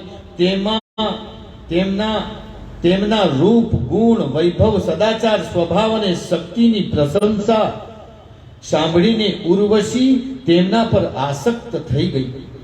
રાજા પુરુરવાને પતિ બનાવવાની તેની ઈચ્છા થઈ. તે અપ્સરા બ્રહ્માજીના શ્રાપથી મૃત્યુ લોકમાં આવી હતી. રાજા પુરુરવાને ગુણવાન સમજીને તેના પર ઉર્વશીએ પસંદગી ઉતારી, પરંતુ તેણે રાજાની સાથે શરતો રાખી કે રાજન, તમારી પાસે આ બે મેઢા કહેતા બે ઘેટા લાયા. એ ઉર્વશીએ કઈ શરત રાખી કે બે ઘેટા છે, તેમની તમારે રક્ષા કરવાની રહેશે. હું દરરોજ ભોજનમાં માત્ર ઘી કહેતા ઘૃત જ ખાઈશ, ઘી ખાઈશ. એ સિવાય હું ભોજનમાં બીજું કંઈ જ લઈશ નહીં. એમ ઘી સિવાય કંઈ જ નહીં લઉં. મહારાજ, સંભોગ સિવાય હું તમને ક્યારેય નગ્ન જોઈ નહીં શકું. હે રાજન, જો આ શરતનો ભંગ થશે હું તમને છોડીને ચાલી જઈશ. આ બિલકુલ સાચી વાત છે, યાદ રાખજો તમે. રાજાએ ઉર્વશીની શરતોનો સ્વીકાર કરી લીધો અને શ્રાપની ઉદ્ધાર થાય તે માટે તે પ્રતિજ્ઞાપૂર્વક ત્યાં રહેવા લાગી. તે દિવસોમાં રાજાની બુદ્ધિ અને મનનો વિષય એકમાત્ર ઉર્વશી જ બની ગઈ. પછી રાજા બધી પ્રજાને ભૂલી ગયા, ઉર્વશીની અંદર મગ્ન થયા. એટલે એની અંદરથી એવું જાણવું જોઈએ કે મોહની અંદર જ્યારે કોઈ માણસ ફસાય ને એટલે પછી પ્રજા જીવે છે કે મરે છે. રાજાના માટે પ્રજા એ જ એનું સંતાન છે. જે રાજા છે એના સંતાન તરીકે જ પ્રજા છે. જો પ્રજા દુખી થાય તો એ દોષ રાજાને લાગતો. પ્રજા કોઈ અપરાધ કરે તો પણ એ દોષ રાજાને લાગે. તો એ રાજા, જ્યારે કોઈ પણ રાજા આવી રીતના ઉર્વશી નામની અપ્સરાઓની અંદર જાય અથવા મન અપ્સરાઓની અંદર જાય તો પછી શું થાય? પ્રજાનું નુકસાન થાય. તો એ ઉર્વશી જ બની ગઈ. એ મનનો વિષય એકમાત્ર ઉર્વશી જ, બસ બીજો કોઈ વિષય, બીજી કઈ ચર્ચા જ નહીં. હવારે ઉઠીને બી ઉર્વશી છેક સુધી. તેના વિના ક્ષણ પણ નહીં રહી શકતા. તેના વિના ક્ષણ પણ રહી શકતા ન હતા. આ પ્રમાણે અનેક વર્ષો વીતી ગયા. દેવરાજ ઇન્દ્ર સ્વર્ગમાં હતા. તેમણે ઉર્વશીને ત્યાં ન જોઈ ત્યારે તે ગંધર્વોને કહેવા લાગ્યા, ગંધર્વો, તમે બધા ઉર્વશીને અહીં લાવવાનો પ્રયત્ન કરો. રાજા પુરુરવાની આંખો પર પડદો પાડી તેમના ઘરેથી ઘેટાને ચોરી લાવો. તો આ કાર્ય સદાશે.